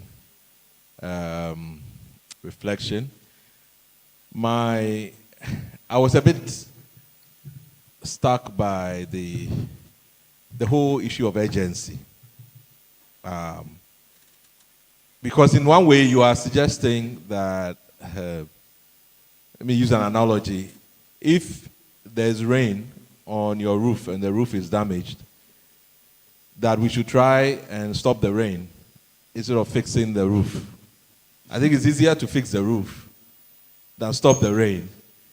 But it seems like you want us to stop the rain. So maybe just to elaborate a bit on, what is the fastest route, given what Madam Kathy talked about, even more unemployment coming our way. What is the fastest route to addressing the problem that you have, elaborated?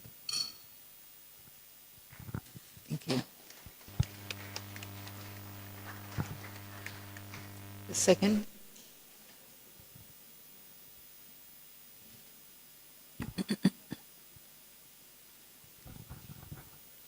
Good evening. My name is Stephen Amegaji from the National Peace Council.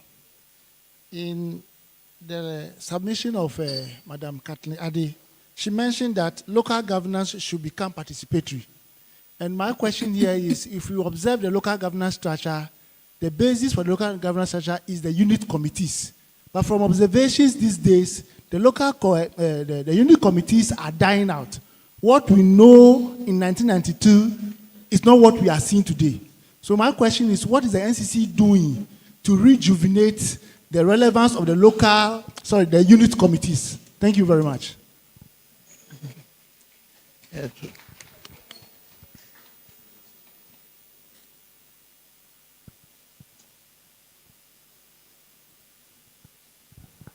So my name is Anna Lati. I'm a member of the Ghana Academy of Arts and Science Fellow. My question, I think most of you addressed or mentioned the issue of the youth. I think if you see what's going on with the youth today, you see what will happen to our country in the next 30 years or less. There is no confidence. Confidence in our nation is eroding. they are all thinking about what they can do to flee the country rather than stay to build it. So I don't know, what are we doing now to make sure that Ghana remains a country in the next few years? Thank you. Who are you referring? Any of Both them. of them. Okay. Mhm. Okay. Number 4. Kindly you raise your hand if you have a question.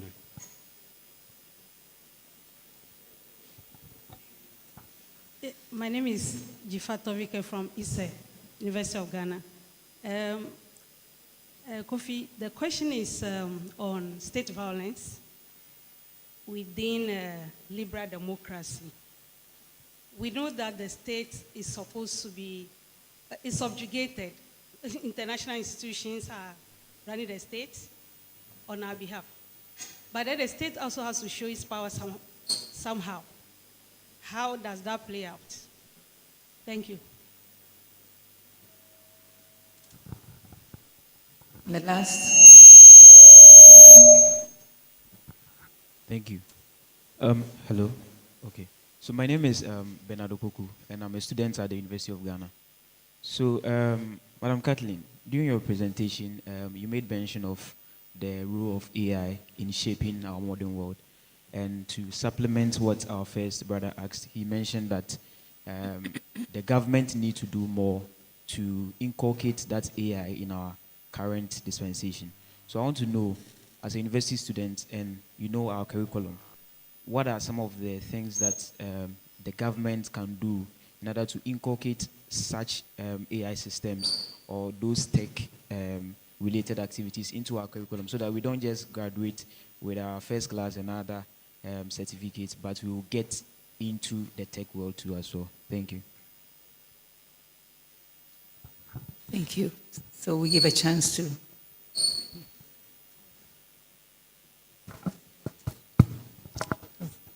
Thank you very much for the excellent questions. I think I'll start from the last. The first is about, I'll take it from the last, state violence. Let me take this with the reforms that were introduced through structural adjustment. The purpose of which was to say the state was too big. What Ghana needed, according to the Bretton Woods institution, was a small state. State retrenchment, reducing the size of the state, its functions, and the areas of the economy it was involved in. The only thing that wasn't reduced was the coercive capacity of the state. Again, this is not just Ghana. All across the world, in fact, in the US, you also hear a lot about the state is too large, we need to reduce it. But then look at the budget of the US military. In fact, across the world, it's the military budget that is sacrosanct. You can slash the budget for education, for health, social spending. And so we have a state that does very little to fulfill the needs to provide the needs of people, but is exceptionally violent. And it's like having a hammer. Every problem looks like a nail to be beaten down. And I mean, this is something that early theorists have already noted long ago, like Mikhail Bakunin, who about 100 years ago had actually, he was a socialist. He disagreed with Marx because Karl Marx was focused on the state, capturing the state. He said the state is already a violent apparatus, and democracy, even a democratic socialist state, would end up beating the people with the people's stick, right? And we've seen many instances in Ghana, especially, I'm thinking of the Songo project, where state violence had been deployed on a local, unleashed on local community in the name of providing development. And they haven't gotten the kind of support from the media, from civil society, because this idea of modernist development resonates very deeply with the way we think about development and progress in this country. The issue of the youth, this is very important. And I want to answer this by linking it to youth in agriculture. My colleague Jifa here and I have done a number of studies across rural areas. there's a sense that the youth are not interested in agriculture. That is false. We have a large number of young people leaving urban areas to go and farm. The problem is the lack of support. So lack of support in terms of access to land, access to inputs, and whatnot. So again, I think it comes back to the issue we are discussing, which is the democratic dividend in terms of the state's ability to intervene, to improve lives of people, to create the condition for people to thrive. And I think it touches finally on the question by Kojo, which is agency. So I remember in my first year in doctoral school, of course, as sociologists, primary test we read with the structure agency debate. And one of the most compelling arguments for me is the definition of agency as a toolkit, right? You are handed a toolkit, and there are different tools in there. So you are at liberty to use any of the tools within that toolkit. But if the tool is not there, you cannot use it. I think the argument I'm making is not restricted to Ghana. In fact, the reason why Donald Trump was elected was because of the failure of democracy. People voted for Obama. Of course, Obama's cabinet was chosen by Citibank a week before the election. And it's evident in what happened later. He bailed out Wall Street. He left ordinary people to lose their jobs. And so people who voted for him twice, they lost their housing. So people who voted for him twice turned around and voted for Donald Trump, right? And I think in Ghana, we have 30 years of evidence of practice to guide us. What I'm saying, though, is that democracy is not of Western origin. And there's been a lot of thinking. In fact, at the University of Ghana, Kwesi Redu, Kwame Jechi, outside Ghana, people like Wambia, Diawamba, have thought a lot about what an Africa concept of democracy originating from Africa will mean. What I find most compelling, however, is Sameh Amin's notion of democracy, which is linked to delinking, because we cannot think about democracy outside the broad approach of state building, economic development, and the restructuring of the relationship between citizens and the state. I had a quote which I didn't read on the slide about the secession of the elite within the context of globalization. Because in many ways, I, as a scholar, in many ways, I'm not different from the politicians. We occupy a similar class position in the sense that I can network with the global system the same way the politicians can. And so I can secede from the state when things go bad, the same way the politicians can. And the kind of morbid symptoms that leads to is what translates into Galamsey, for instance. In studies we've done on Galamsey, we asked some of the miners what they thought about, this was in 2024, the push to ban Galamsey. One seriously looked at us and said, tell the politicians if they can't solve our problem, they should sell the country and give us our part. Part of it was, it was being jovial, but it again talks about the deep erosion of political legitimacy and the breakdown of the state-society relations. Thank you. Thank you very much. Not sure I have a lot more to add, but NCC to rejuvenate unit committees. Now, this is the first one. Every time we go out in public, we hear of one more thing that NCC needs to do for this country. I can't even see the pathway to what you're talking about, rejuvenate the unit committees. I understand the problem that you're articulating, and I appreciate it, but I don't think that this is part of NCC's job. The unit committees are very important because they bring democracy and representation to the people, and they help build communities, they help people come together and help themselves.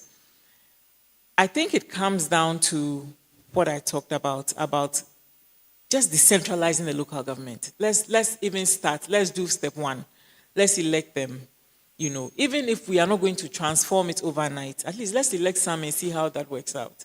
And build a toolkit for decentralization that impacts people's lives positively.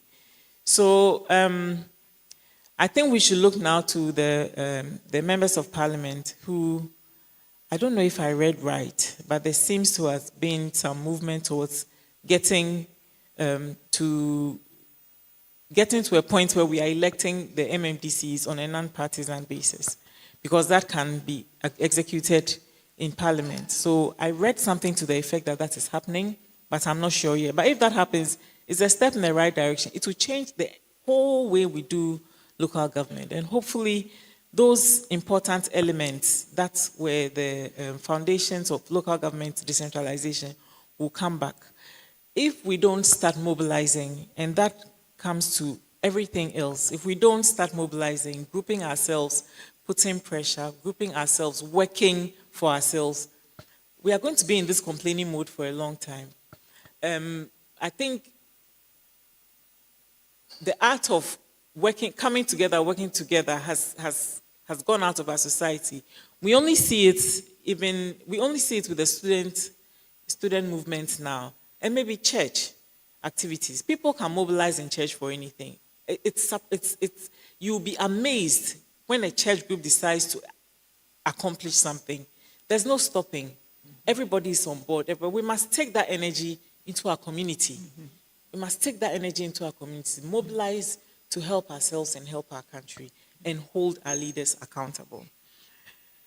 The AI in curriculum, I think we should start by just being abreast with the speed at which things are changing. Every day there's a new development, there's a new angle, there's a new thing. I maybe haven't paid attention, but I haven't heard that discussion in our environment yet. I haven't heard anybody seriously. The only thing you hear is, oh, we are training people to do this, we are training people for robotics, we are training people for... But the AI is a different thing. It's actually different. And the earlier, as a country, we sit down and start thinking about our own position and how we are going to react and how we are going to live with what is coming, the better for all of us. And you, as a young person, as a student, people like you are the ones who must lead this conversation. Because first, you are closer to the beast. You are closer to the social media and the internet. You are younger, so you are closer. Secondly, it is your future that it will impact mostly. A lot of people are unemployed, but older people have done some work. They've worked a bit in their lives already. Young people who are graduating today already have a huge problem finding a job or starting to work for themselves. So if AI is going to decimate the employment space, you are the ones who have to lead the charge in ensuring that we push our leaders to start considering it seriously and start coming up with a solution for the future of AI and young people. Thank you.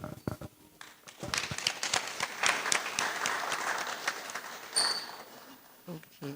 Now there's a third question for both of you. The fleeing of the country, no confidence. The youth simply have no confidence, and they're fleeing. How can you both address the issue? And it's a reality. Yes, and I'd like to speak of that in the context of what is happening around the world globally.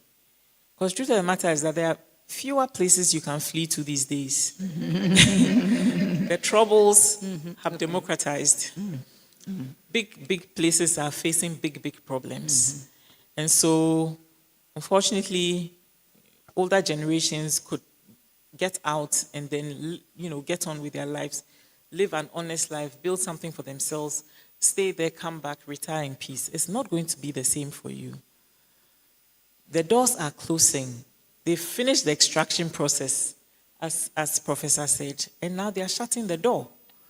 So your greatest chance of being able to do something is actually here if you mobilize, if you work together, if you come up with ways of doing things. Agriculture is there. I don't know how the AI can take the agriculture. because we all have to eat at some point. So, and I want to go into agriculture, so I'm very envious of farmers, because the idea that you can pick something from your ground that you put there and eat yourself is very fascinating to me. So we must find innovative ways moving forward of how to make it work here as much as possible, because it's not easy out there. So I'm not disputing the push factor, the disillusionment, the frustration, the disappointment that is driving you out. But I'm asking you to look at the destinations and what is going there and see if, this is really the only option that you have. Okay, thank you. And just to echo what you've said, I kept punctuating my presentation on this optimistic note, because I feel like there is optimism in pessimism. The expression of discontent by the young people can be also read as a deep interest, a deep love for the country. And so it can be harnessed. It means that something can be done, not all is lost. And as Kathleen has said, now there are very few places that Ghanaians can go. So we can really start looking inward. And the first steps are not really that difficult. Like I said earlier, we have a large number of young people in rural areas very interested in agriculture, in farming, on the farm, but also across the value chain. In studies we've done, there are those in the universities who are engaged in aggregating, for instance, or some kind of processing. So the state doesn't even have to convince them to be involved. They just have to give them the support. And so there's that. The other part of the equation, I would say, is the importance of mobilization, which again you spoke about. Mobilization is very important because I think a lot of the challenges we've had in this country, in the Fourth Republic, and this may also address Kojo's point, is the fact that over time the leaders have felt like they could get away with everything because partisanship or partisan politics has absorbed all the oxygen in public life. When you come to the University of Ghana, you have student politics, which have been politicized. You have the campus branches of the political parties. And then you have religious groups. The very active civic groups that were characteristics of the 70s and the 80s are almost, gone. I'm a patron of the Socialist Student and Workers Network. And the number of members we have is pitiful, right? So there is the importance of mobilization. And it's important to note that, I say structural adjustment was one of the worst things that happened to us in the country. But the only reason why Rawlings was able to do the U-turn and go to the IMF was because he successfully was able to sideline and defang the leftist wing of his support base. And so having that social mobilization, that is independent, that could put politicians' feet to the fire, is very important. Thank you. Thank you. I think the next question was the loss of citizenship and spectator. This is what we are faced with. The youth, which are our future, have become spectators. So what is it for the future? Yes. Can you attempt to address that? Mm-hmm.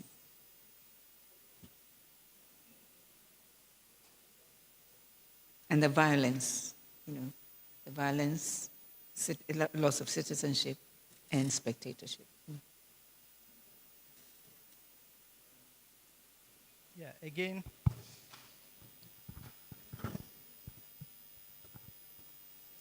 So I think, again, this is also a both sides of the coin, because the quotes I had on the PowerPoint, they were expressing disillusionment and disenchantment as the obverse of their expectation, which has not been met.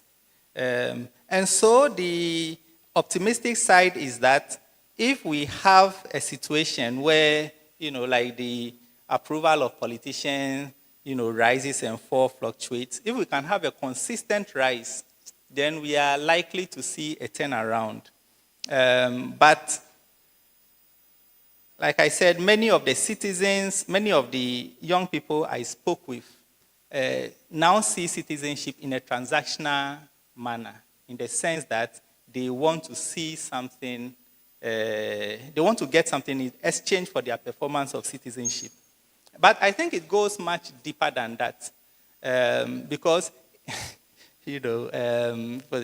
we say you don't point to your home with your left hand or your left finger. People still have these deep connections.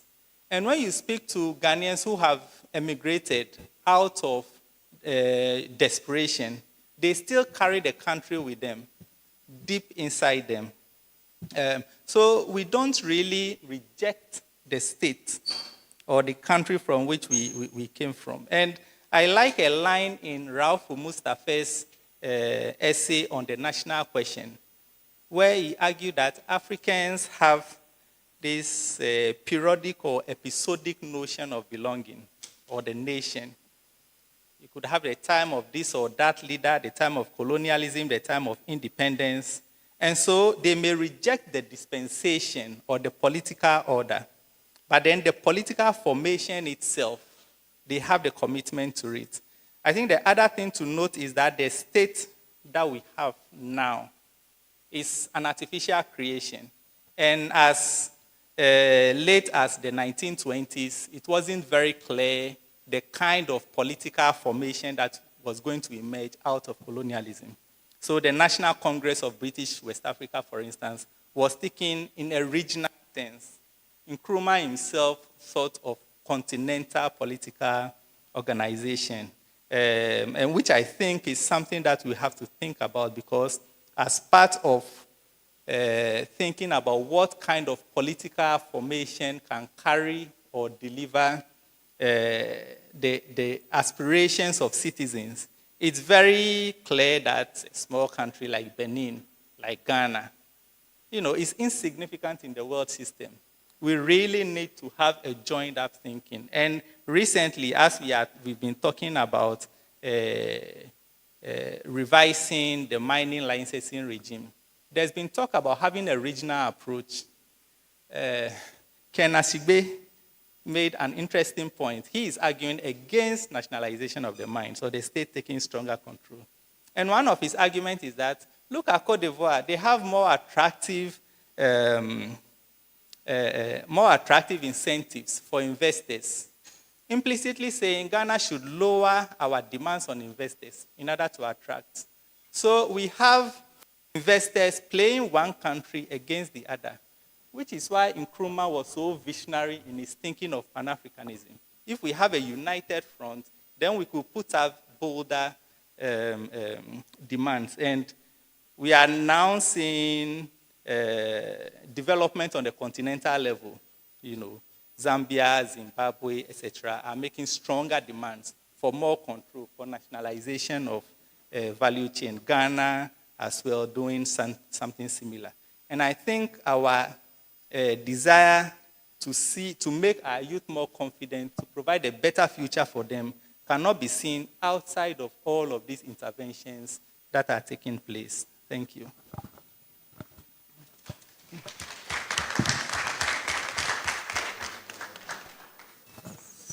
So I think time is far spent. And so I want a final interaction from our speakers. Then I can attempt to indicate the few gems that I picked up from these two brilliant presentations. So final word from Madam Kathleen Addy. Thank you very much. I don't have anything new to say. I just want to emphasize the things that I've said already. At the end of the day, it boils down to us. We can have these long conversations, but if we don't do anything about it, if we don't move a step forward, if we don't plan, if we don't execute, we don't do anything, we will really sit in the same place. And particularly for young people, I don't know where the spirit went. I don't know why, what died. But you certainly have more energy than I do. You need to, and you have more resources at your fingertips, more tools to work with. But you need to find a way, find your voice, and find a way to make your voice heard.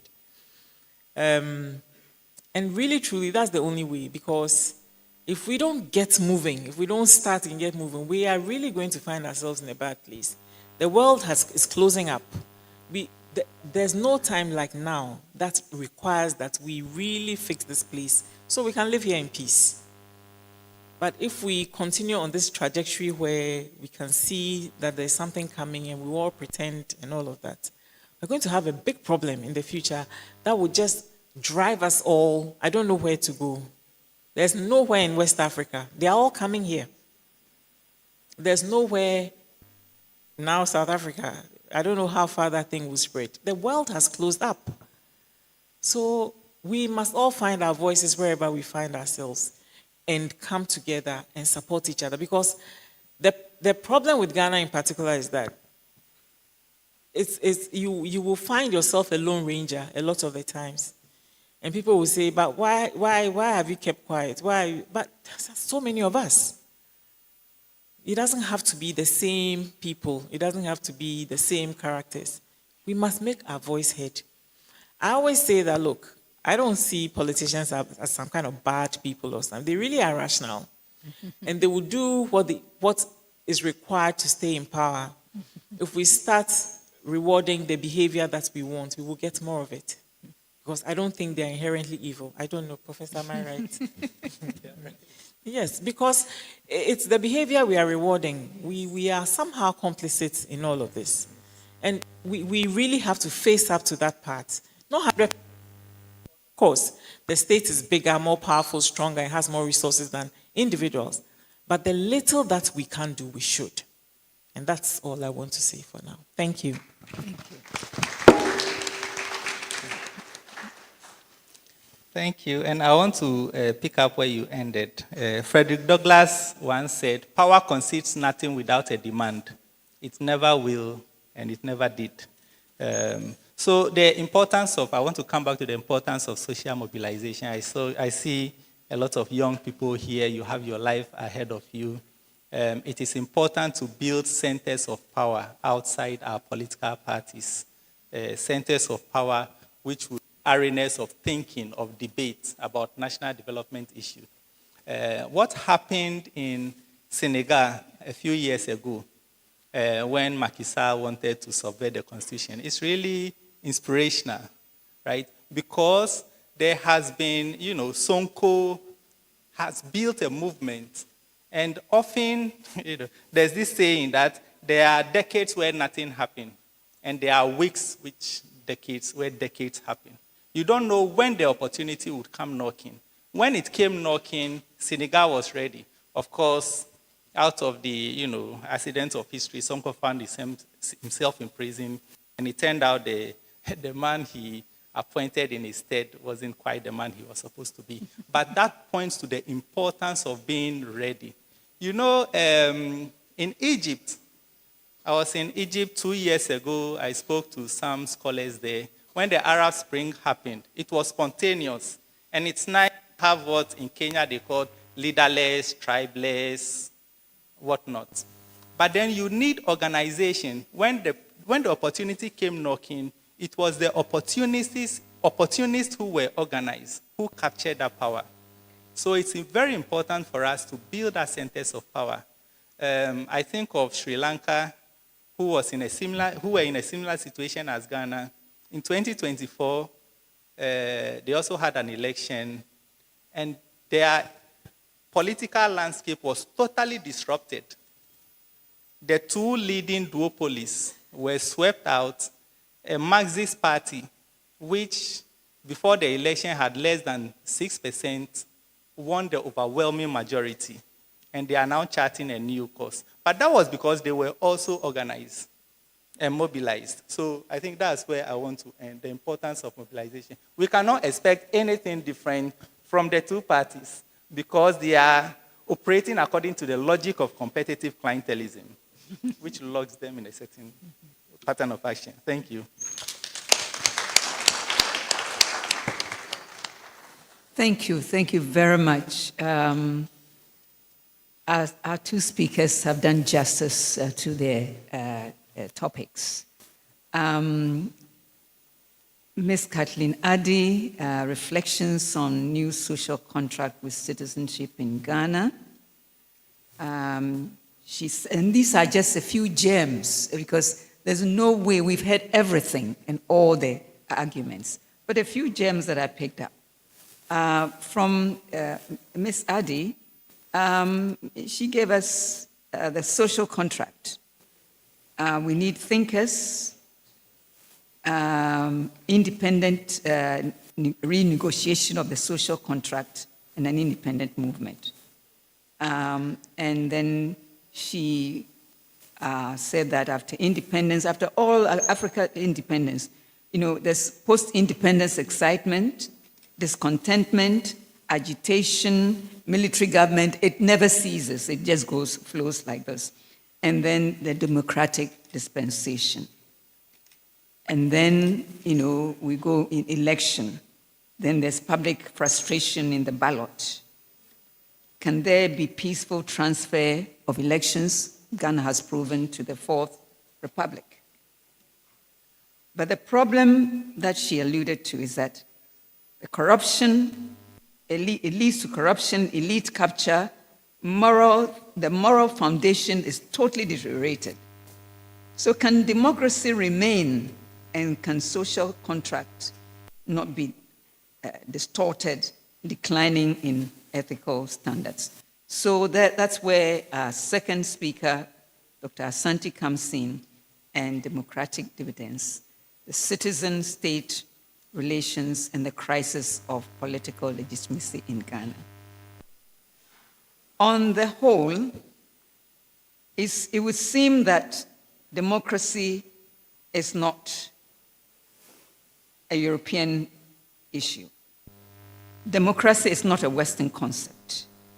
And the idea is that we need to revisit African concept of democracy, because that democracy relates democracy to social development, because you cannot think of democracy without development of the society. You start looking inwards, building your people before they can believe that there's democracy. Then we come to, so is there political legitimacy? That was also a question. So the question is, where do we go from here? Because the youth that we are relying on have lost faith in the nation. They don't feel a part of citizenship, they become spectators. And then we've thrown in AI, where they see even whatever jobs are available are being taken. And then they think running away will be the issue. But the point to the youth, but the reality is that youth, a lack of jobs. So that is facing them in the face. But there's nowhere cool, youth. There's no place like home. You better think of staying home.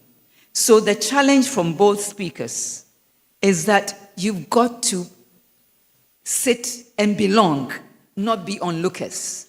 Because, what is happening is as part of your problem, as the older generation have done their bit.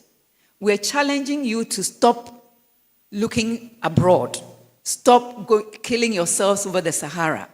And look at what AI you can help to deliver. The future is in your hands. And we need you. You are more internet, IT competent.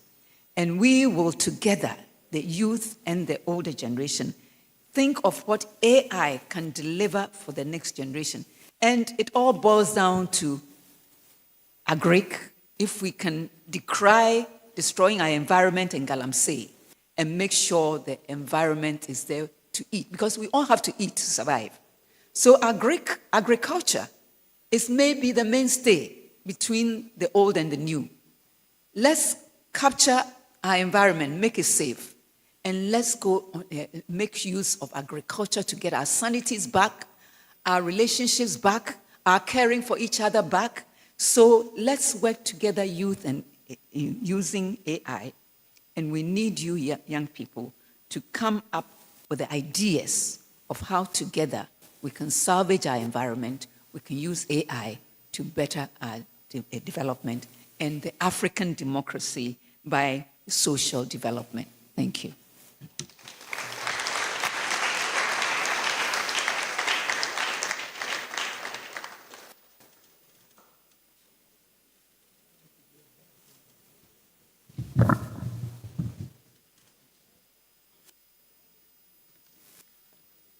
Right. So all too soon, we are almost at the end of the program.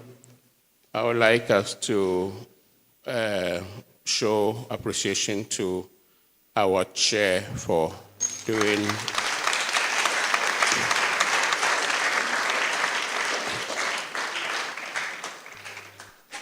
for her year-woman summary of this highly exalted presentations. We'd like to thank you all for your presence. We appreciate your time and your attentiveness, and we heartily would like to invite you all to day 2 of the Gaas 2026 Public Forum, which will be tomorrow on the citizen as sovereign in a democracy, rights, obligations, and responsibilities. As today, we have assembled a cohort of very seasoned speakers for tomorrow. As mentioned, we appreciate your presence. All of us, we are happy to see all of us here. But permit me to introduce maybe 2 or 3 personalities as dignitaries who have been here. So we have Sheikh Aremeyao Shaibu from the Office of the Chief Imam.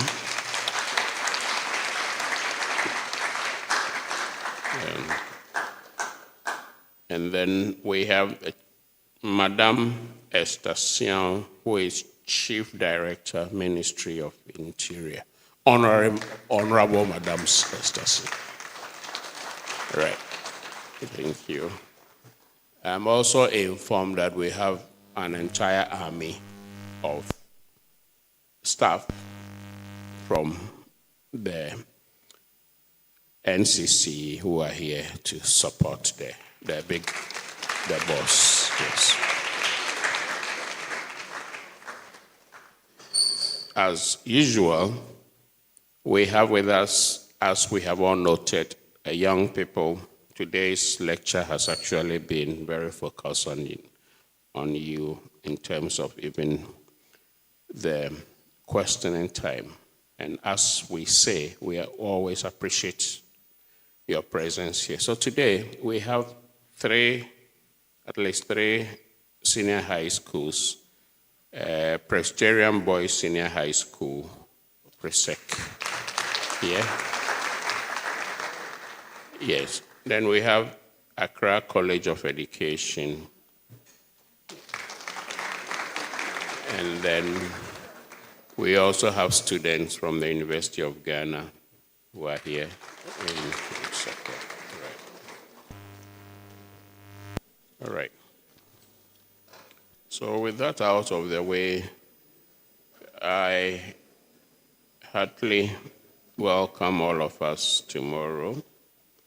And we also respectfully ask that you may pick a bag of refreshments out in the foyer as you exit.